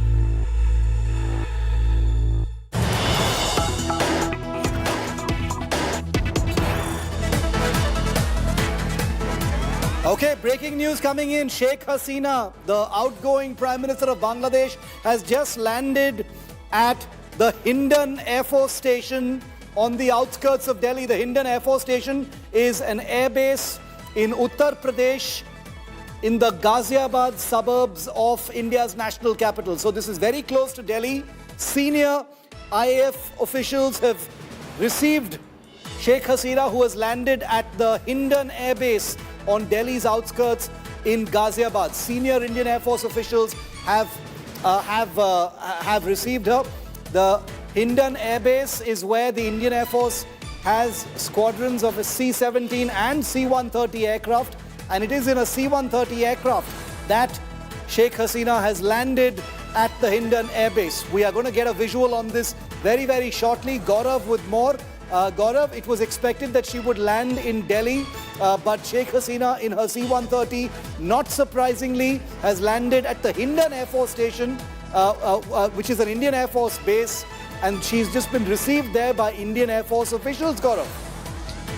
Shiv, this is a very interesting development, and we still have to wait and understand, what government's official thinking on this is, that it hasn't landed at Palam Technical Airport, where, usually heads of state and governments land, but then that is when they're on an official visit and not running to save their lives in their respective countries. And she'd already resigned, so she isn't technically, the Prime Minister of Bangladesh. She's former Prime Minister of Bangladesh, having put in her papers, having fled to that helipad, taken that chopper to a military airbase, taken a military flight, and then landed, we are told now, at Hindon Air Base, where the Hindon base commander and other officers have received her, which would well indicate that perhaps she would be refueled, her aircraft would be refueled, whether that aircraft heads back to Dhaka, and whether then she takes a flight whether she goes to the international airport, takes a commercial flight,